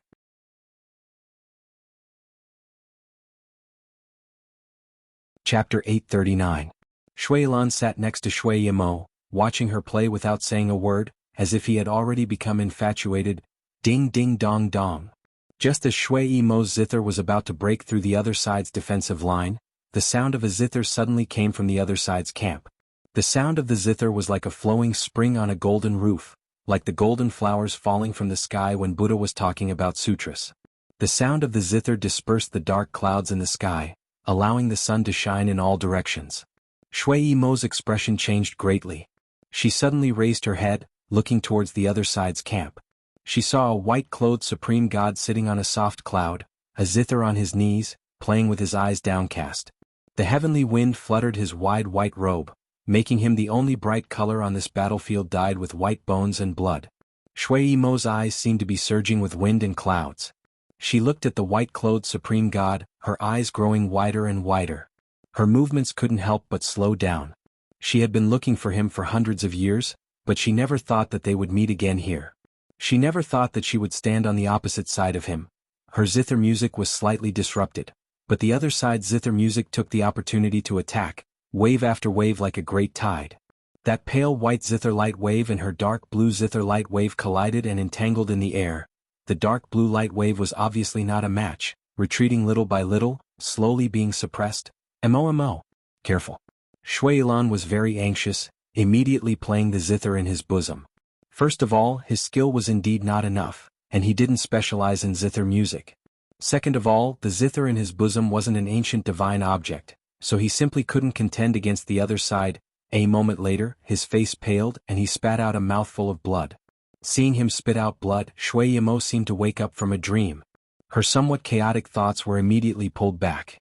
She immediately reorganized her spirit, her fingers dancing, playing the black wave zither. The dark blue zither light wave suddenly became twice as bright, desperately colliding with the pale white zither music. Ning Xuema didn't think that the battle between two musical instruments could be so fierce. Whether it was the cultivators from the immortal sect or the devil sect, they were all desperately resisting the other side's zither music. From time to time, someone couldn't resist and turned into ashes. Amidst the surging sound of the zither, the white clouds in the sky danced wildly, and the air was almost distorted. Countless withered branches, leaves, rocks, and dirt were sent flying by the zither music, but they were stirred by an invisible force in the air and turned into nothingness. Perhaps it was due to the fact that Snowy Emo's black hair was blown about by the wind, and even her robe was fluttering in the wind. She pursed her lips tightly and did not retreat in the slightest under the overwhelming power of the other party's Guqin. Her usually dead eyes showed a hint of excitement. She kept staring at the man in the enemy camp without blinking. She was clearly trying her best. The tearing notes she played made Shui Yilan, who was beside her, feel uncomfortable. His face was even paler than hers. As for the other party, the white-robed man had been sitting upright on the cloud. His movements were as smooth as flowing water, without the slightest hesitation. It was as if he was taking a leisurely stroll. After a stalemate with Snowy Clothes Mo's zither for 4 to 5 minutes, his brows suddenly moved. His pair of eyes looked towards the palanquin over here. Shui Yimo was also looking at him, and their gazes seemed to meet in the air. Actually, this was Shui Yimo's misconception. Her palanquin was specially made. The palanquin was surrounded by a barrier, and the heavy curtain of the palanquin blocked all lines of sight. She could see him through the special channel in the palanquin, but he couldn't see Shui Yimo.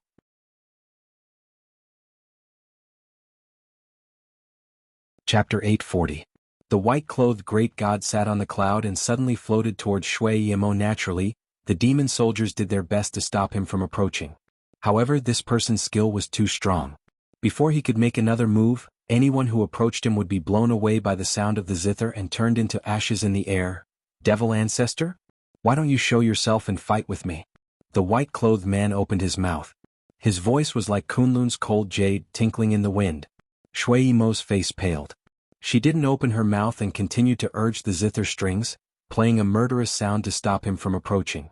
Her faint blue sound waves attacked him, but before they could reach him, they were bounced off by the barrier around his body. He moved faster and faster towards her. It seemed that he wanted to break her palanquin and see the devil ancestor's true face. In this world, no one had ever seen the devil ancestor's true face, not even Shui Yimo. She looked on helplessly as the white-clothed man got closer and closer. He was about to see her. Did he still recognize her? Did he recognize the little fox who liked his flute so much and was almost eaten by him? Her eyes were astonishingly bright. Although she knew that as long as he got close to her and broke her palanquin, she still secretly looked forward to it. Clang! One of the strings of the black wave zither broke. She was no match for the other's zither music. Her body swayed and a line of blood flowed from the corner of her mouth. Shui Yilan suddenly rushed over. Braving the danger of being injured by her zither music, he rushed to her side and snatched the black wave zither from her lap. Shui Yimo obviously didn't expect that Shui Yilan, whom she had always trusted, would make a move on her. She was also completely focused on Shui Yilan's plan. Not only did he snatch her zither, but he also sealed her acupuncture points. Amo, take care. He only said 4 words before he suddenly broke the roof of the palanquin with his palm and rushed out like a flame. Shui Yimo suddenly opened her eyes wide. She wanted to get up, but her acupuncture points were sealed and she couldn't get up for a while. She looked on helplessly as Shui Yilan jumped away from her and pretended to be her to meet the white-clothed great god. She heard Shui Yilan laugh. I didn't expect there to be a master of music in the celestial realm. Let me see. He was no match for him. Even though she possessed half of the demon ancestor's power, she had no way of surviving against this white-clothed god, let alone Shui Yilan, who had only practiced the zither for a few decades. Shui Yimo was both shocked and angry. She opened her mouth to shout, but no sound came out. He would die. He would die if he went up against that person. Shui Yilan. Lanshan. You can't die. You mustn't die. Shui Yimo's body began to tremble as she attacked her acupoints with all her might. Silly child. A voice floated into her ears. Shui Yimo stiffened, her eyes frantically spinning. Devil ancestor. Before she could do anything else, a gust of wind suddenly appeared on the ground. The palanquin she was sitting in suddenly spun in the air and fell into a huge whirlpool that suddenly appeared in the sky. Ning Xuema finally realized that everything she saw seemed to be from Shui Yimo's point of view. Because when the palanquin was sucked into the whirlpool, the world in front of her eyes also spun. After the world spun, when she calmed down, she found that the scene had changed. A dark forest, a dusky sky, a 7-colored poisonous fog floating in the air, and a dark hall. This was the scene of the demon world that Ning Xuema often saw in her dreams. She saw the red-clothed girl blow into a magnificent hall like a gust of wind. There was no one else in the hall except for a badly mutilated man lying on a brocade couch in the middle of the hall.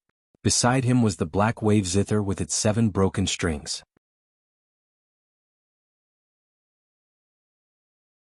Chapter 841. Shui Yilan. She called out and slowly walked over. The one lying there was no telling whether he was dead or alive was Shui Yilan. His red clothes were completely soaked with blood, and even his eyelashes were covered with a layer of scabs. His lips and face were as pale as paper, so fragile that it seemed like a gentle pinch would crush him into powder. Lanshan, Shui Yilan, Shui Yilan. Shui Yilan threw herself in front of him, holding his hand tightly. Wake up! Wake up! Her eyes were wide open, staring at his face. Besides his body being still soft, he didn't move at all, not even breathing. Ning Xuema, who was watching from the sidelines, suddenly had a feeling that she was going to cry. She had also lost her closest companion. That person was her partner. She didn't know how many times they had gone through life and death together. That person also loved her, but she didn't have any feelings for him, so she couldn't reciprocate his feelings. Ning Xuema also deliberately ignored that person. Later on, during a mission, that person, in order to protect Ning Xuema, took a bullet for her and died in her arms. Ning Xuema still remembered that feeling. It was a kind of heart-wrenching pain. She remembered that she didn't want to let go of his body that was gradually turning cold. In the end, she even risked her life to carry his body back. Shui Yilan's feelings toward Shui Yilan were even more complicated. She also seemed to like Shui Yilan, but for some special reason she didn't dare to like him. He was the only person she trusted in the demon realm, the only person who was so good to her. Now that he suddenly met with a mishap, how could Shui Yilan not be sad? Shui Yilan held Shui Yilan's hand tightly, calling him over and over again, using the cleansing technique to clean up the bloodstains on his body. Shui Yilan didn't cry, but Ning Xuema felt a deep sadness as if a blunt knife was slowly cutting her. "Imo, are you sad?" The faintly discernible voice that alternated between male and female rang out again. It was still alternating between left and right, making people unable to figure out the direction. Shui Yimo abruptly raised her head and fell to her knees. "Lord Devil Ancestor, please save him. Imo, do you like him?" That voice was both cold and fiery. Shui Yimo clenched her fists inside her sleeves. "No, Imo doesn't." "Silly child, you've reached the age where you can get married. If you really like him, you can marry him." The voice guided her patiently. "No. I don't like him, I don't want to marry him." Shui Yimo's voice suddenly became sharp, as if she was afraid that the Devil Ancestor would really arrange a marriage for her. "Since you don't like him, why are you so sad?" "Lord Devil Ancestor, he is my secret guard. He has followed me for 300 years. He has always taken good care of me and his martial arts are also very good. With him by Amo's side, there's a lot less to worry about. Imo just wants him to be a good shadow guard, that's all. Imo, if you want a secret guard you can have a lot. Since he's dead you can have a better one. But he's the only one who can play the Black Wave Zither." Shui Yimo retorted, kowtowing again. "Lord Devil Ancestor, I beg you to save him. With him by Elon's side, Elon has a lot less to worry about. He really is a very very good talent, I beg you, I beg you." Her voice sounded calm, but listening carefully, there was a trace of trembling.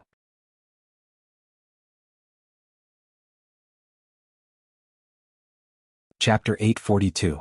The Devil Ancestor's voice suddenly disappeared. Shui Yimo kowtowed a few more times and begged a few more times, but she still didn't get a response from that voice.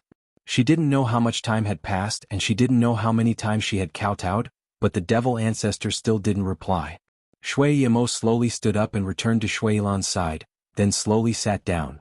After such a long delay, Shui Yilan's face became even paler. He lay there like a statue, motionless. She sat next to Shui Yilan looking down at him. After a while she suddenly turned around and untied her messy hair. Her long hair flowed down, brushing against his cheek. "Shui Yilan, my hair is messy. I don't know how to comb that unique hairstyle. Get up and comb it for me." Shui Yilan naturally didn't move. Shui Yimo looked at him for a moment as if waiting for him to wake up. But the result of waiting was ultimately disappointment. Her eyes gradually reddened. "Shui Yilan, I want you to comb my hair for me. Do you hear me?" She didn't know where she had found an ivory comb, but she put it in his palm, then held his hand to comb her long hair. She originally didn't know how to take care of her hair, so holding someone else's hand like this made it even more inconvenient. She combed for a long time but her hair was still messy. She finally let go of Shui Yilan's hand, no longer caring about her hair. She bowed her head and looked at him for a long time. Her big eyes were as black as a black hole, without the slightest trace of light. It was unknown what she was thinking. "Shui Yilan, you said you wouldn't ignore me?" Her voice choked again. She had already helped Shui Yilan clean up the blood on his body. Apart from a few holes in his clothes, he didn't seem to be in a sorry state. The room was deathly silent. She held his hand tightly, motionless and silent. Another moment passed. "Shui Yilan." She spoke softly as if she was afraid of waking him up from his beautiful dream. "I tried my best, but I couldn't save you. I really couldn't save you. Shui Yilan, I told you to leave but you didn't. Now you can't leave even if you want to." Shui Yimo's voice trembled slightly. After a moment she slowly opened her mouth again. "You can go. Leaving like this is also good. Let me give you a ride. She touched the black wave zither beside her and cut her wrist. Blood dripped onto the zither like a fountain. The broken strings suddenly reconnected automatically in the blood, and slowly restored to their original appearance. She placed the zither on her lap and glanced at him. Shuilan, don't reincarnate into the wrong body in your next life. Don't come back to me again, ding. The sound of a zither resounded, and a faint blue zither wave flew toward Shuilan. Bang. A dark light flashed in midair, blocking the faint blue zither wave. Lord Devil Ancestor. Shui Yamo suddenly turned her head, looking into the void. He's not completely hopeless. That faintly discernible voice resounded again. At the same time, a dark fog gushed out from the depths of the hall, completely enveloping Shui Yilan, who was lying on the bed. Lord Devil Ancestor, you're willing to help? Shui Yimo's eyes flashed as she looked into the depths of the hall. Imo, you're my daughter after all. How could I completely abandon you? The voice sighed softly like a loving mother. Shui Yimo's eyes shone even brighter. However, his injuries are too heavy. The zither music damaged his soul root. If you want to save him, you need something. Only if you can get that thing, I can restore him to his original state.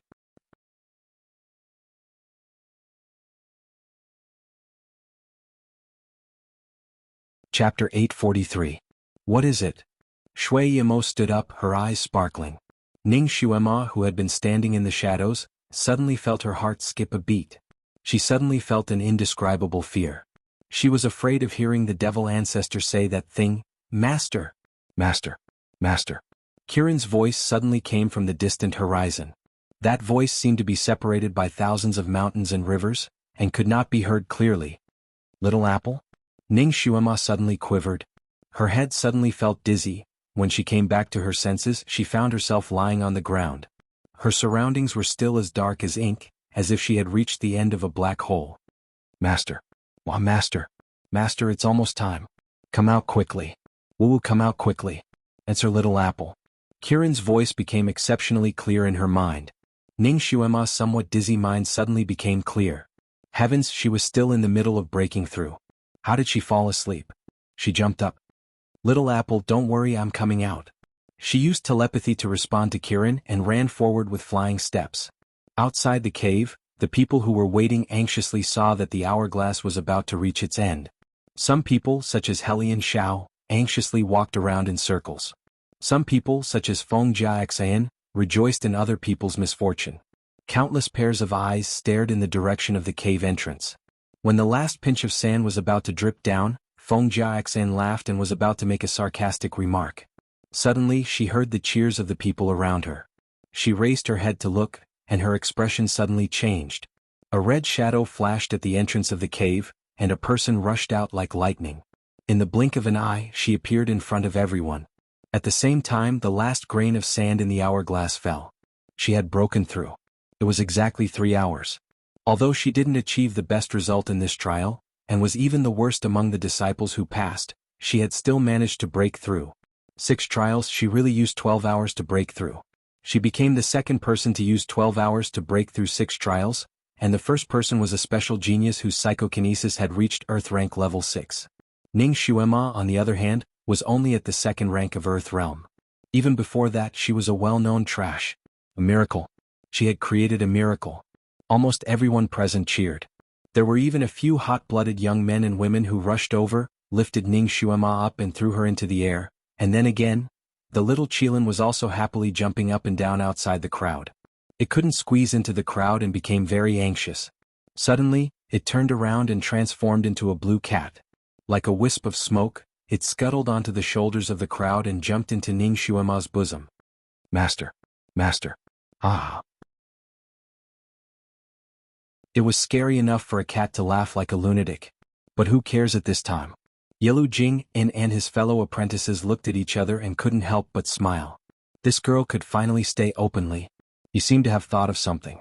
He raised his hand and took out a sound transmission talisman. He picked it up and said in a straightforward manner, "She passed. She didn't pass by a hair."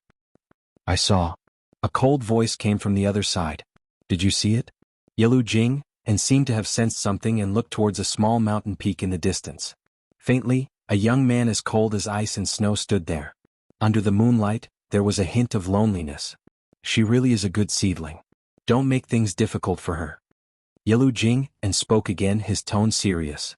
This kind of talent can't be met in a few hundred years.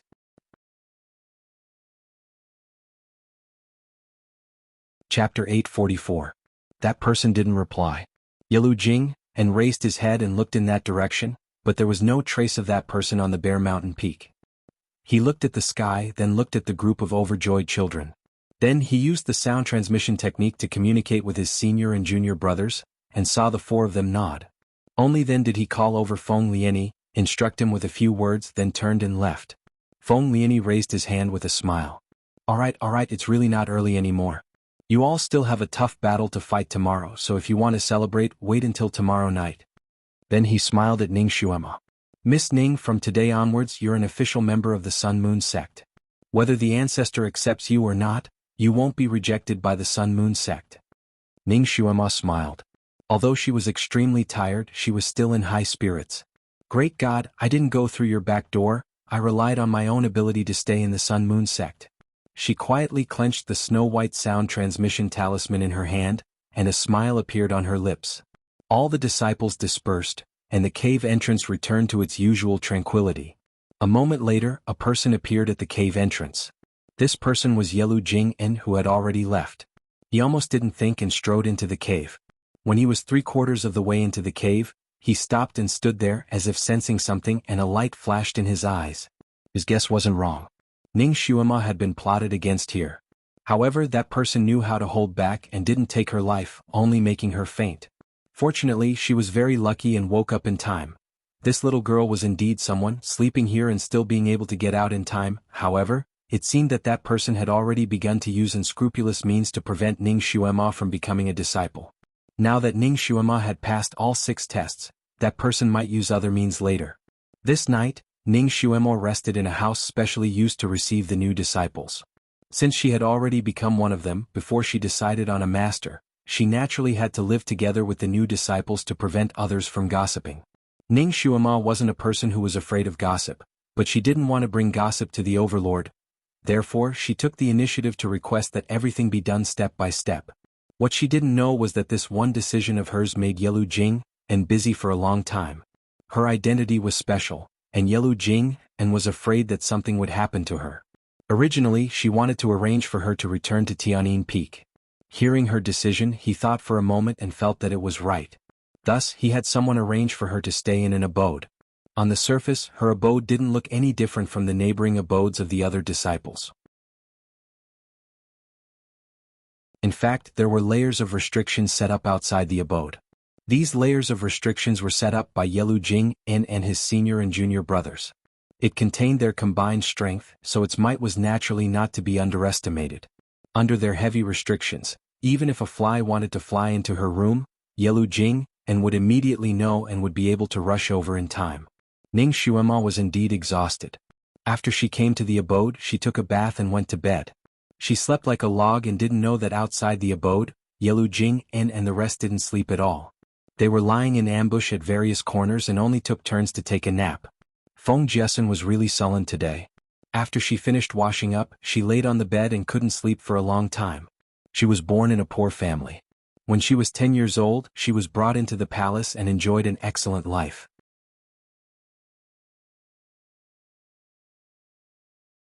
Chapter 845.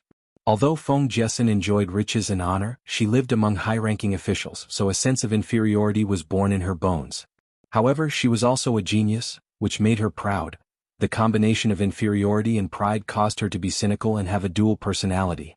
She always felt that everyone in this world was inferior to her, and that she was just reincarnated into the wrong body.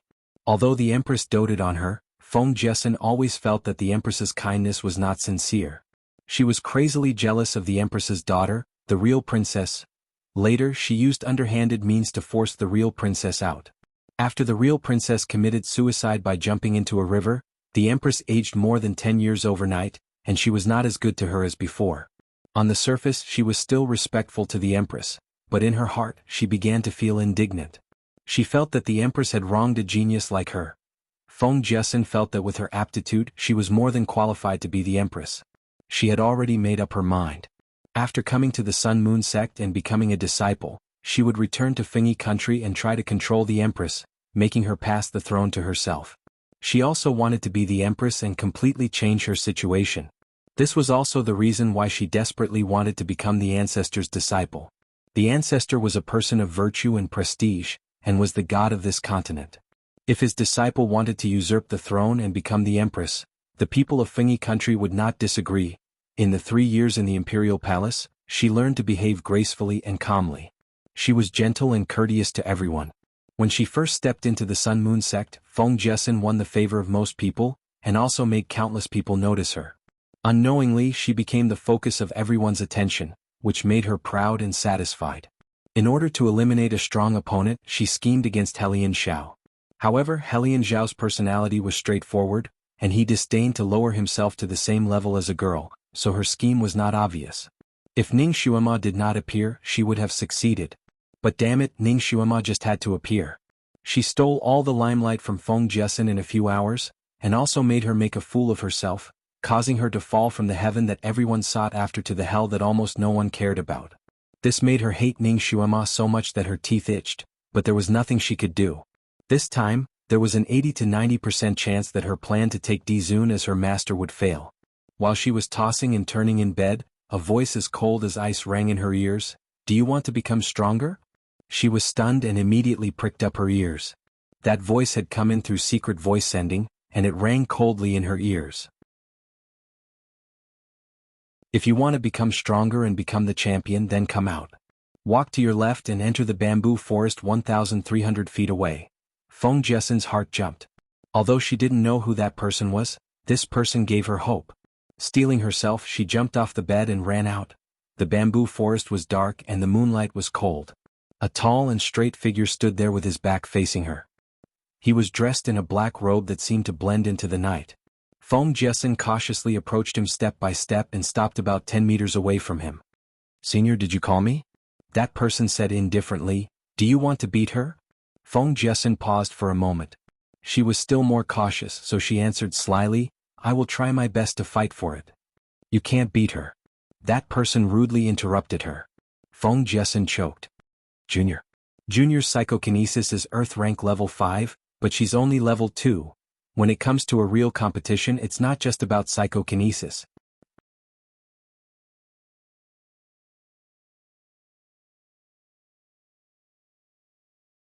Chapter 846. But I'm definitely stronger than her. Today was just a coincidence. Maybe someone deliberately let her pass those tests. Feng Jiesen said, unconvinced. Let her pass? Someone deliberately made things difficult for her, it's true. If that's the case, then forget it. The man's voice was cold, his feet moved as if he was about to leave. Feng Jiesen was startled. She was just being stubborn, but now seeing her only savior was about to leave, she became anxious and hurriedly said, "Senior, if you can help me, I will be very grateful." That person paused for a moment, flicked his finger, and threw a green pill to her. This pill can double your strength in a short period of time, but it will cause some damage to your body. You'll need a month to fully recover. Feng Jiesen was overjoyed. Her psyche power was originally higher than Ning Xuema. If it was doubled, she would definitely win. But was this man trustworthy? She hadn't even seen his face yet. Her eyes were fixed on him. "Senior, thank you for giving me this pill. May I know Senior's name? Once I achieve good results, I will definitely thank you." "No need," the man said coldly, still not turning his head. Feng Jiesen held the pill in a daze for a moment. She didn't know the man's background. How could she dare to take such a pill? What if he was trying to trick her? The man seemed to know what she was thinking. "I'm not helping you, I just don't want her to win. If you don't believe me, you cannot take it." His figure rose and disappeared in a flash. Feng Jiesen. This man's power is so high. Just based on his ability to disappear in the blink of an eye, it's not something an ordinary person can do? So Ning Xuema also has an enemy here? He just doesn't want her to win. The her he was talking about was obviously Ning Xuema. This point happened to coincide with Feng Jiesen. She clenched the pill in her hand like holding a hot potato. She was lost in thought for a moment, then slowly put the pill away. It was a quiet night. Ning Xuema got up early in the morning and began to wash up. Kirin couldn't help but ask the question that he had been holding back all night. "Master, what happened to you in that dark cave? I couldn't get in touch with you for a while. I was so worried." Ning Xuema's fingers, which were combing her hair, paused. She thought for a moment. Until now, she still couldn't be sure whether the Dizun substitute she had encountered was real or an illusion. Her impression of that period was extremely vague. I was probably too tired and fell asleep halfway. Ning Xuema didn't want to tell Kirin anything that she wasn't sure about. She didn't want it to worry. Kirin nodded seriously. That's true. Master, you're too tired. But Master, you've broken the record. If your friends know about this, they'll be happy for you. Ning Xuema smiled. Yes. She was a little lost in thought. No matter who achieved good results, they would want to share it with their family and friends. She was the same. She didn't know why, but she thought of Yi Feng and sighed. If only Yi Feng hadn't left. She then shook her head. But he has to leave. Yan Ziyuan and Gu Ziyan are going to get married. Although he doesn't want to give up, he still has to go and take a look. I hope he won't be too shocked. Kirin was stunned and puzzled. Yan Ziyuan and Gu Ziyan are going to get married? It can't be, right? Isn't she going to risk her life to save Yi Feng? I think that girl is very anxious. How can she still be in the mood to get married?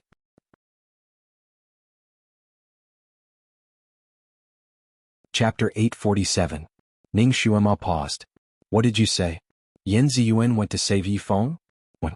Could it be something that happened after she and Yi Feng were rescued? That's not right. When Yi Feng was imprisoned, he overheard the conversation between Yi Qinghuan's maids and found out about Yan Ziyuan's wedding date. That meant that Yan Ziyuan's wedding date was before, and she and Yi Feng were saved later. Something was strange. There must be something strange that she didn't know about. Why did Yan Ziyuan not go to Yi Feng and get engaged instead? Ning Xuema didn't have many friends in this world, but she cared more about Yan Ziyuan and Yi Feng. If Yan Ziyuan was willing to marry Gu Ziyan, it would be fine, but if she was forced, it would be her lifelong regret. Although Yi Feng had rushed over, he might not have the courage to question Yan Ziyuan, given his personality of wanting to swallow everything down even if it meant losing his teeth. Most likely he was hiding in the dark and watching his sweetheart marry someone else. Ning Xuema took a deep breath. It was fine if she didn't know about this, but now that she knew, she had to go to Daliang City to investigate. She secretly counted the days. There were still 3 days until Yan Ziyuan's wedding. If she left immediately after settling the matter of apprenticeship, she should be able to arrive a day earlier. While she was thinking, Helian Zhao's voice came from outside. Ning Xuema, are you awake? It's time to gather. Ning Xuema couldn't help but laugh. Although Helian Zhao was the son of a prince, he wasn't tainted by the intrigue in the prince's residence. He had a fiery and bright personality, so he was a friend worth making. She responded, tidied up and walked out. Today she was wearing a bright purple dress and a snow-white cloak. Her long hair was casually draped over her shoulders like a waterfall. She had rested for the night, and her complexion looked much better. It was obvious that she was charming and beautiful. Helian Zhao was slightly stunned when he saw her like this. Ning Xuema was in a hurry to pass the test yesterday, so she didn't have time to dress up after coming out. In addition, she lost too much blood, so her face was pale and bloodless, so she was in a sorry state yesterday. She wasn't the prettiest among the group of girls. Today she had almost recovered and dressed up carefully, so she looked stunning. Helian Zhao, who was used to seeing beauties, was stunned for a moment. He was only 13 years old and had yet to grow. Currently he was a bit shorter than Ning Xuema. In Ning Xuema's eyes he was still a child, therefore she patted him on his shoulder. Let's go. She took the lead and walked out first. After walking for a dozen steps, they saw Feng Jessen walking out with another girl. The moment both sides met, the young girl greeted Helian Zhao and Ning Xuema. Feng Jessen, on the other hand, looked at Ning Xuema and Helian Zhao with a smile that was not a smile. Suddenly she smiled at Ning Xuema. Miss Ning, actually, I have something that you might not like to hear. Your husband, Mr. Han, is a peerless master. You came here to be his disciple, so you're rather neglecting what's near at hand and seeking what's far away. She looked at Helian Zhao again. Prince Helian, don't blame me for not reminding you. Mr. Han is obsessed with cleanliness. His concubines are not allowed to be touched by anyone. What nonsense are you talking about? Miss Ning and I are innocent. Don't be so filthy. Helian Zhao was angry. I'm just reminding you because we're from the same sect. I don't mean anything else. Feng Jessen smiled and turned to leave. The girl next to her looked at Ning Xuema and then looked at Helian Zhao. Prince Helian, Miss Ning, please don't mind.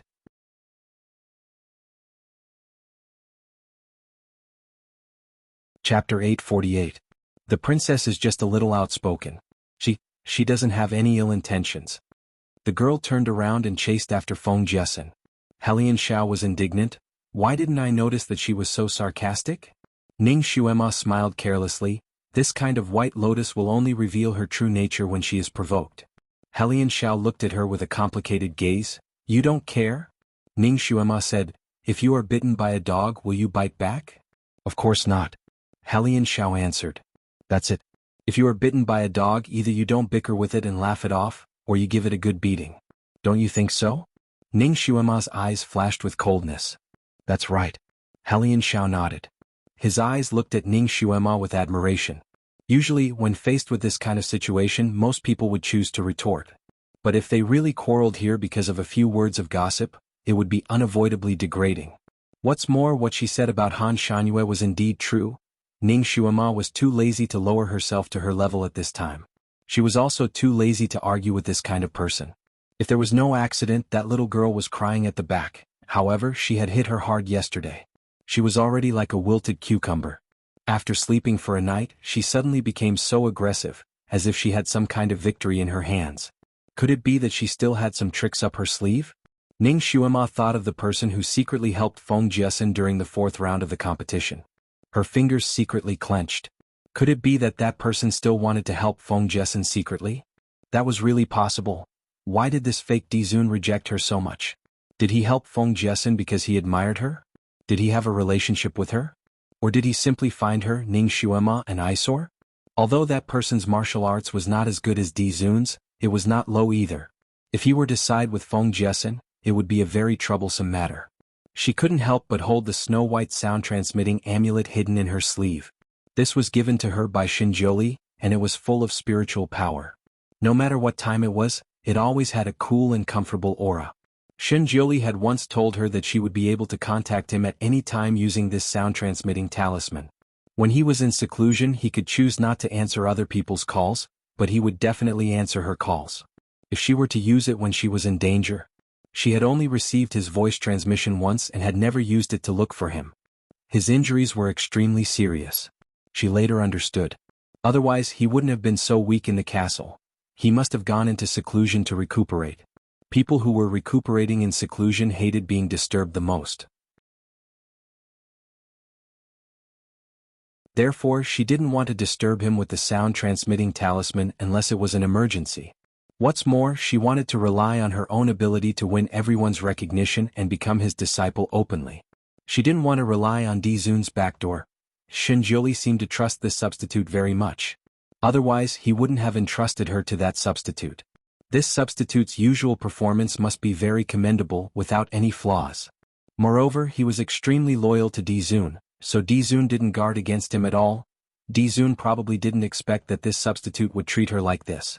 She raised her hand and rubbed the space between her eyebrows. She was already very low-key in dealing with people. Why were there always big shots jumping out to make things difficult for her?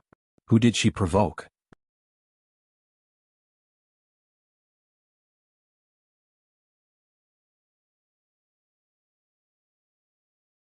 Chapter 849. Ning Xuema let go of the sound transmission talisman. Forget it. If no one deliberately messed with her today, then she would fight for that position with her own ability. Whether she won or lost, she did not want to rely on others. As for the possibility that someone might use underhanded methods, that person had already used underhanded methods to trick her twice and she did not lose either time, right? It was better not to disturb his seclusion. She believed that once he recovered, he would definitely come personally to oversee things. Now that he could not come, it seemed that it was still not possible. Hundreds of thoughts flashed through her mind, and she was momentarily lost in her thoughts. She did not even notice that Kirin was tugging at her skirt. Bang! She directly bumped into someone's embrace. Damn, she was too distracted. Ning Xuema was embarrassed. I'm sorry. Ning Xuema subconsciously apologized. Just as she was about to take a step back, the person she bumped into held her arm. Xuema. This voice was extremely familiar. Ning Xuema raised her head in astonishment and looked into a pair of deep, dark eyes. She was startled and her brows immediately relaxed. Your Highness. The person she bumped into was actually Ji Yunhuang, whom she had not seen for many days. Today he was wearing the white robe of the Sun Moon sect's third-generation direct disciple, which made him look even more handsome and elegant. If not for his slightly pale face, there would be no difference between him and Ning Xuema when she first met him. Seeing an old acquaintance again, Ning Xuema was delighted. "Your Highness, when did you come? Why did you come?" Ji Yunhuang smiled. "Xuema, did you forget that I am also a disciple of the Sun Moon sect? Marshal Aunt Jing'an sent me a message, asking me to come and help with the recruitment of new disciples. I just arrived this morning and am about to go to the competition. Let's go together." As he spoke, he held her hand and walked away. There were so many disciples in the Sun Moon sect, so it should be easy for them to take care of the new disciples, right? Why did they have to call Ji Yunhuang back? Perhaps there was some reason behind it? Although Ning Xuema had stayed in the Sun Moon sect for a short period of time, she still did not know much about the rules of the Sun Moon sect. He didn't think too much about it. Ji Yunhuang held her hand and walked a few steps. Suddenly she seemed to have sensed something. She turned around and saw an extremely beautiful and graceful woman standing behind them. She had slender eyebrows and pretty eyes, and she wore a lake blue dress. She stood there with a layer of faint mist around her, making her look like a fairy. She had obviously come with Ji Yunhuang. At this moment she was standing there with pursed lips as she looked at Ji Yunhuang. To be more precise, her gaze fell on Ji Yunhuang and Ning Xuema's hands, which were holding each other's hands. A trace of sadness flashed through her eyes. Ning Xuema's heart skipped a beat as she suddenly realized something. She calmly pulled her hand back and asked with a smile, "Your Highness, who is this?" Ji Yunhuang faintly glanced at the young woman and said in a calm voice, "Xuema. She is the daughter of the Tianqing Castle's castle lord, Tian Xueqing." Ning Xuema had heard about the matter between Ji Yunhuang and Tian Xueqing from Yan Ziyuan. It seemed that the Tianqing Castle's castle lord wanted to give Tian Xueqing to Han Shanyue, but Han Shanyue gave her to Ji Yunhuang instead. At that time Ji Yunhuang did not refuse. After that, Lu Hin Ti and the Tianqing Castle's castle lord finalized the marriage on the spot. In other words, this Miss Tian Xueqing was the future crown prince's wife. However, wasn't Ji Yunhuang treating this standard crown prince's wife too coldly? He pulled another woman's hand and ran away, leaving his fiancée hanging there. Ning Xuema was about to say something, but Ji Yunhuang had already said to Tian Xueqing, "Miss Xueqing, she is this prince's friend, Ning Xuema."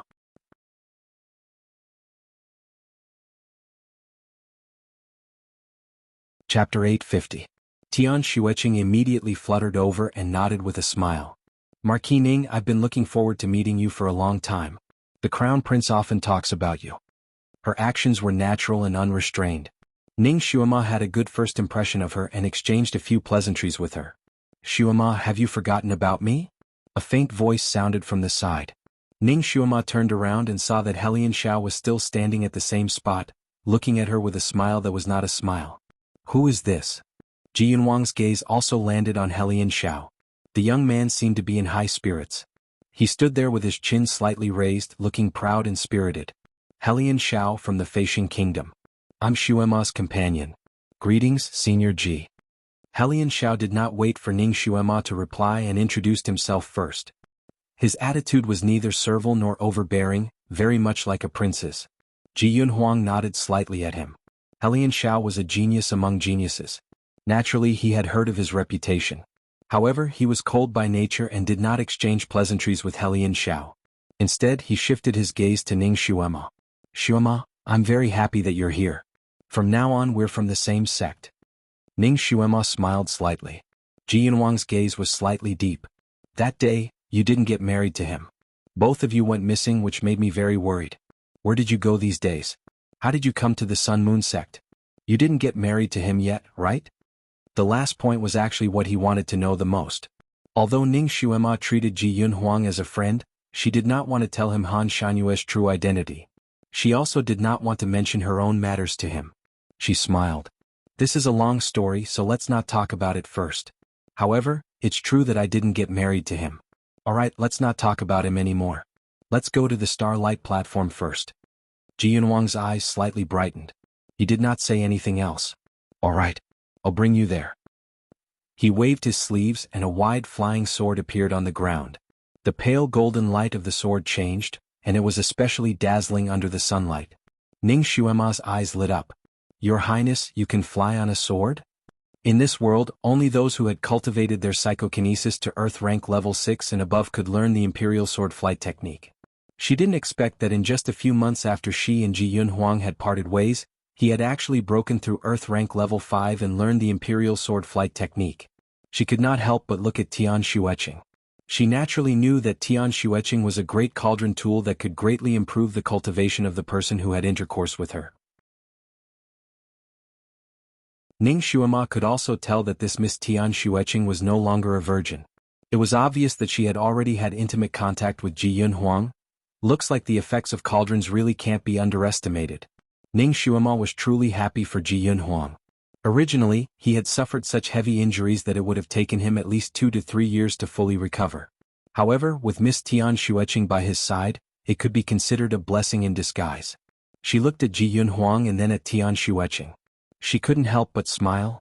Both of you should have good news soon, right? When are you going to invite me to your wedding?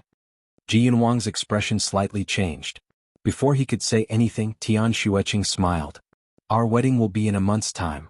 This time your highness came here for 2 reasons. First, it's to inform the new disciples. Second, it's to inform the other disciples. When the time comes, I hope that Miss Ning will grace us with your presence. A month's time. That's so rushed. Ning Xuema calculated for a moment. She had time in a month's time. She immediately nodded. All right. I'll definitely be there.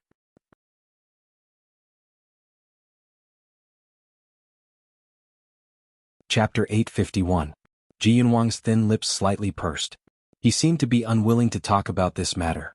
He raised his hand and grabbed Ning Xuema's hand. Let's not talk about this anymore. I'll bring you to the arena first. Ning Xuema took a step back and pulled her hand away.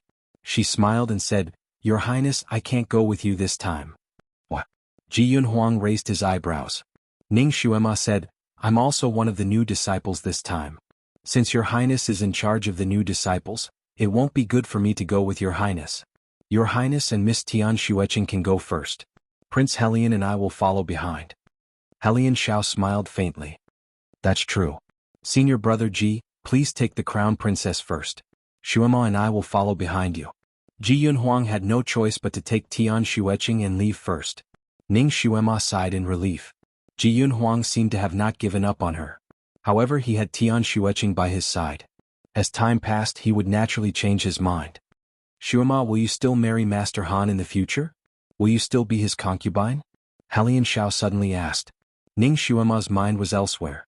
When she heard his question, she subconsciously replied, I won't. As long as she succeeded in becoming his disciple this time, she naturally wouldn't need to be his concubine. As long as no one messed with her, she should be able to do her best and successfully become his disciple. That's great. Helian Xiao beamed with joy. Like I said, how can someone like you be someone's concubine? It's too humiliating for you. Moreover, you're still young. You don't have to decide on your marriage so early. Alright, let's go quickly. It'll be bad if we're late. Take her by the hand and run. Ning Xuema was speechless. She looked at his obviously excited face and her heart was slightly moved. Did she intentionally or unintentionally give this little guy the wrong signal? After many rounds of elimination, only 20 disciples were left. These 20 disciples would all remain in the Sun Moon sect. The reason why the final competition was held was because the top 5 disciples could freely choose their masters according to their order. They could also become the disciples of the Sun Moon sect's current 5 Emperor Realm direct disciples. As for the others, they would be chosen by the elders who wanted to take them in as disciples according to their aptitude. This time, because Di Zun also wanted to take in a disciple, he chose the top 6. The first one would become Di Zun's disciple and be personally taught martial arts by Di Zun. The next 5 would then choose their own master. Since the master was willing to choose a good disciple, the disciple would naturally be willing to choose a good master. Among the 5 emperor's direct disciples, Yelu Jing, and was the most famous and had the most number of people who wanted to become his disciple.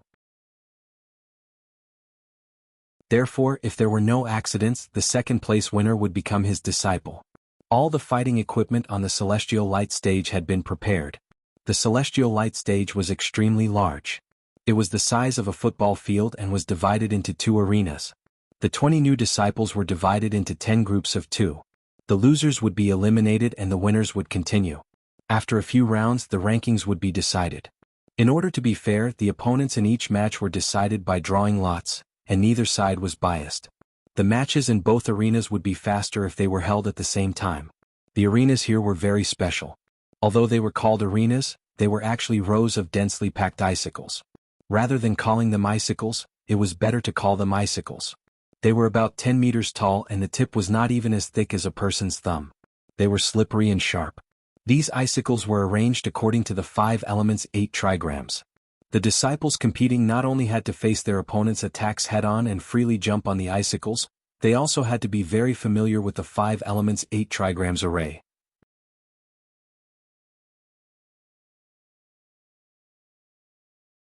Chapter 852. Because of this perverted arrangement, this kind of competition was the best way to test the overall quality of the disciples. It was also the highlight of the selection of disciples. All the instructors who wanted to take in disciples would be present to watch and evaluate each disciple's ability in their heart. Ning Xuema drew lots for the first time and her opponent was an Earth-rank second-rank disciple. Logically speaking, his psychokinesis and Ning Xuema were of the same rank and level, so there should be a fierce battle. However, he did not expect that after fighting with her for less than 5 minutes, he would be dazzled by her strange movements. He was not prepared and was kicked off the ice cone. Ning Xuema won this round in a clean and efficient manner, without the slightest hesitation. The disciples who were watching the battle below the stage cheered. Kirin, who was standing at the front, cheered loudly. Ning Xuema looked down and saw Ji Yun Huang, Helian Xiao, and even Yelu Jing, and below the stage. Even Feng Jiesin was watching. There was no need to ask, she was here to check out her martial arts. Feng Jiesin and Ning Xuema's eyes met. Feng Jiesin snorted and walked away to watch the competition on the other side of the stage. Ning Xuema jumped off the ice cone and replaced the other disciples. Xuema, I didn't expect your psychokinesis to increase so quickly. Ji Yun Huang walked over and congratulated her. He handed over a handkerchief and said, "Come, wipe your face." Ning Xuema's match was the most relaxed. Not a single strand of her hair was out of place, and not a single drop of sweat could be seen on her fair face. Only her cheeks were slightly flushed, making her look even more stunning. Ning Xuema took the handkerchief and wiped her face. "Thank you, Your Highness." Just as she was about to return the handkerchief, she suddenly remembered Ji Yun Huang's abnormal misophobia. She paused for a moment. Ji Yun Huang took the initiative and took the handkerchief. He folded it and carefully put it into his sleeve. Ning Xuema felt slightly uncomfortable. Although she did not have any feelings for Ji Yun Huang, his actions were too obvious. Especially when the future crown princess was standing beside him. Wasn't he afraid that his crown prince consort would be jealous if he openly showed his goodwill to a woman? Ning Xuema calmly took a step back and was about to find an excuse to leave. Ji Yun Huang looked at her with a smile that was not a smile. "Xuema, do you really want to distance yourself from me?" Ning Xuema looked at him in confusion. "Call me by my name. I don't like it when you call me Your Highness the Crown Prince." Ji Yun Huang's eyes were deep and serene as he took a step forward. Ning Xuema frowned slightly. She glanced at Tian Xueqing, who was standing beside Ji Yun Huang. Tian Xueqing pursed her red lips and stood there with her eyes lowered. She did not seem to care about what was happening, but her complexion seemed to be a little paler than before. Ning Xuema sighed inwardly. Ji Yun Huang had completely neglected this crown prince consort. He clearly had physical contact with her, but he could still be so cold. No wonder it was said that men's sex and love could be separated. Now it seemed that it was true. She playfully patted Ji Yun Huang's shoulder. "Brother Yun Huang, you're going to have a family soon. You can't pick up girls outside anymore. Xueqing is a good girl. Treat her better in the future." She smiled and walked away. Ji Yun Huang was slightly startled. Ning Xuema had already run to the stage to watch the competition. He turned his head to look at Tian Xueqing. The smile on his lips disappeared. "Can you not keep following this prince?" He really could not leave her now, but there was no need for her to follow him step by step like a shadow, right?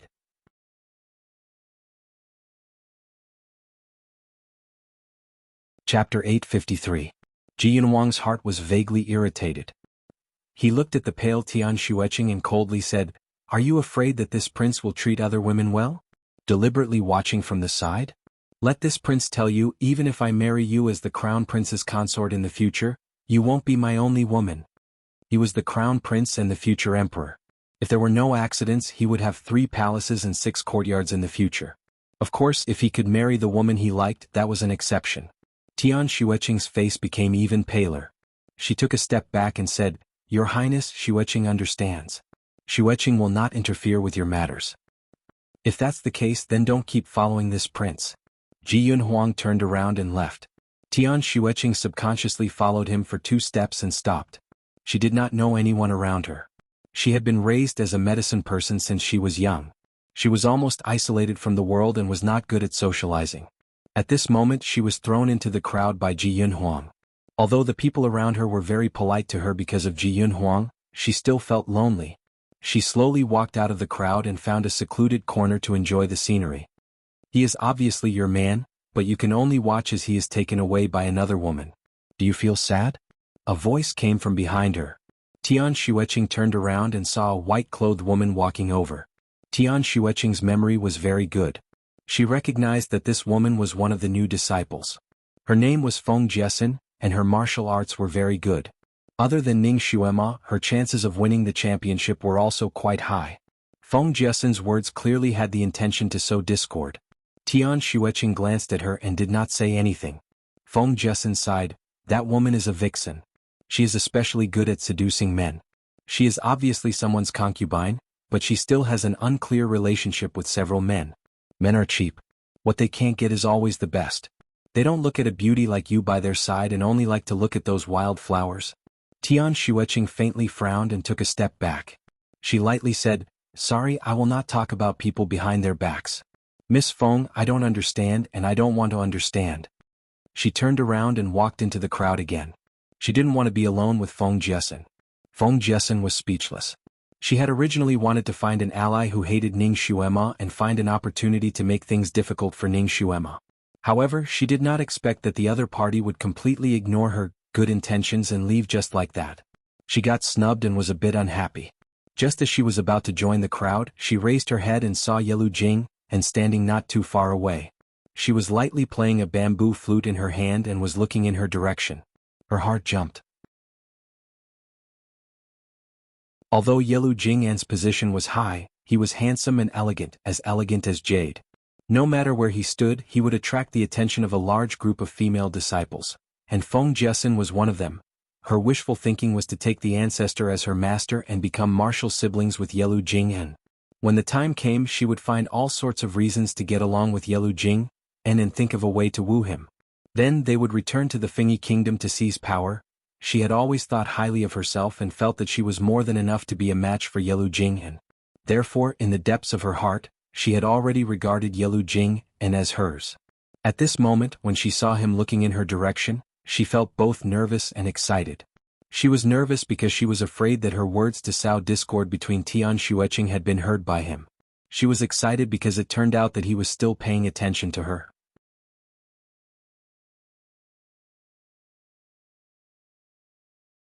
Chapter 854. Feng Jiesin subconsciously straightened her clothes and tidied her hair. Her posture was elegant, and she strove to make her every movement seem like a noble young lady. She then raised her head to look at Yelu Jing'an, but she discovered that he had already disappeared. She looked around and finally found him in another arena. Then her eyes narrowed slightly. She clenched her fist. Yelu Jing'an was standing beside Ning Xuema talking to her. Ji Yunhuang and Helian Shao were also standing there. The 4 of them were watching the competition on the stage, talking and laughing. Feng Jiesin. Hatred surged like waves in her chest.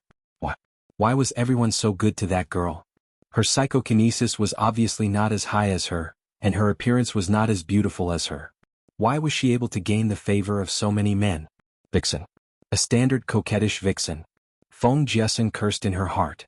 Today she must defeat this coquettish vixen and completely blow off steam. Let these blind stinky men see that she, Feng Jiesin, was the best in this world. No woman in this world could compare to even a toe of hers. The later rounds of the competition each had their own merits. It was also brilliant and varied, and the progress was also fast and slow. Fortunately, it was held in 2 arenas, so the progress wasn't too slow. The competition quickly progressed to the second round. This time, Ning Xuema's opponent was an Earth Stage Level 3 disciple. Although this person's psychokinesis was higher than Ning Xuema's, his array wasn't as proficient as Ning Xuema's. In addition, his Qinggong wasn't as good as Ning Xuema's. So after 10 minutes, he was completely disrupted by Ning Xuema's strange footwork. his heart panicked and he missed a step and fell down the ice cone. Ning Xuema won again.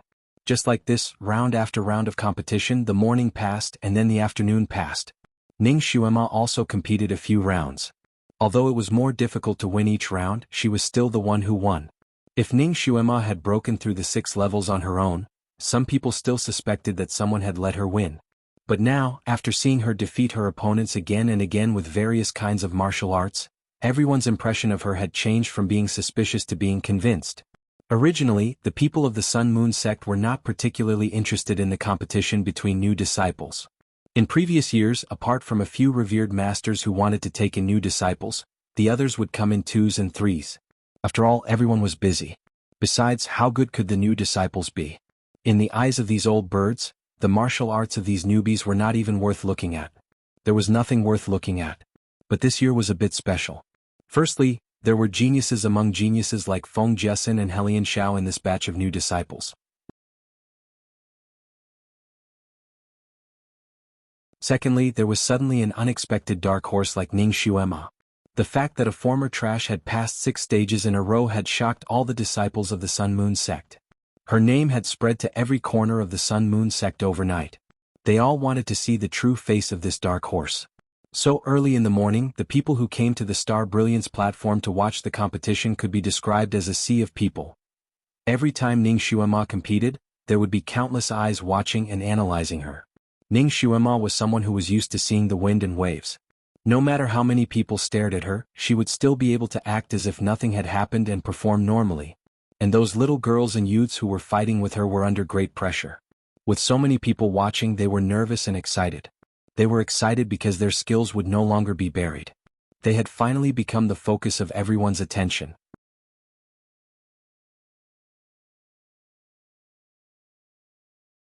Chapter 855. What made the new disciples nervous was that their opponent, Ning Xuema, was too freakish. Her martial arts were even more varied, and she used different martial arts against different opponents. Sometimes she used speed to fight speed and other times she defended motionlessly like a mountain. A sudden move was fatal. Her fighting style was not only novel to the new disciples, even those old birds of the Jianghu who had practiced martial arts for many years in the Sun Moon sect were full of admiration. Trash? Those who said this girl was trash were simply blind. They couldn't be any more blind. In the evening, the top 6 of the finals were finally decided. Ning Xuema was one of them. Ning Xuema's opponent this time was the son of a general. He had followed his father on the battlefield since he was young, and had already fought with countless experts at a young age, so his battle experience was very rich. Psychokinesis, Earth Tier Level 3, Single Spirit Root, Metal Attribute. Ning Xuema had seen him fight before. His moves weren't flashy, but every move and style was very practical, attacking the enemy's vital points. Although he wasn't old, his murderous aura was domineering. When his opponent was stared at by his cold eyes, their hearts would first tremble. At this moment he was standing at the top of the icicle, his black clothes contrasting with his handsome face. He cupped his hands towards Ning Xuema and said, "Please." His palms suddenly turned pale gold and his body moved, like a ball of flowing light. He attacked Ning Xuema. The cold and hard metal aura hit her in the face. Ning Xuema spun in a circle, and her footsteps shifted slightly, avoiding his killing move. The two of them fought together. The higher the level of the competition, the more interesting it was. Especially Ning Xuema's side, there was a sea of people watching. Experts were as common as clouds. When everyone saw this cold youth make a move, they knew he was extraordinary. Previously, when he fought with others, he didn't seem to be very outstanding. His moves were all normal, but this time, it was as if he had suddenly turned on a cheat. His movements were like lightning, his aura was like a rainbow, and his moves varied. He had obviously been hiding his true strength. Now that he was fighting with Ning Xuema, he finally displayed all his abilities. Yelu Jing, and twirled the bamboo flute in her hand, her eyes landing on the youth. This youth was a talent. Yelu Jing, and summoned Feng Liani and asked for all the information on this youth. This youth's name was Yi Xian, and he was from Xianming. He was the son of a general, and his father had died on the battlefield when he was 11 years old. He was the one who carried his father's body and fought his way out of the encirclement. He killed hundreds of people and was known as the little god of slaughter on the battlefield. After his father died, he managed the general's mansion all by himself. It was not easy for him. His experience was similar to Ning Xuema's. The difference was that he had been a genius since he was young. He had even inherited his father's teachings. He was also highly regarded by the king of Xianming Nation. Before he came to the Sun Moon sect, he had already been conferred the title of Xian General by the king. He was one of the earliest to be conferred the title of general. After coming to the Sun Moon sect, his results in the 6 trials weren't too outstanding. It was mainly because his skills and mechanisms were slightly weaker, which lowered his overall standard. His total score was around the 15th place. Added with the fact that he usually kept a low profile, the elders of the Sun Moon sect didn't pay much attention to him at the beginning. It wasn't until now that everyone's eyes lit up. Yilu Jing and looked at his pale gold palms and nodded inwardly. Although this child's talent in psychokinesis wasn't the highest, he was definitely the one who was the best at fighting. He also used his metal-type psychokinesis to perfection. He leaped on the icicles, leaving uneven patches of pale gold in the places he passed. They were embedded in the icicles and sparkled under the starlight. You're tuning in to the Han Li's Wuxia Adventures YouTube channel. We're so grateful for your support, and don't forget to subscribe to join us on this incredible journey through captivating stories. Your generosity through donations truly makes a world of difference, as it's the primary source of revenue that allows me to expand and enhance this channel for you. Thank you from the bottom of my heart for being a part of this adventure.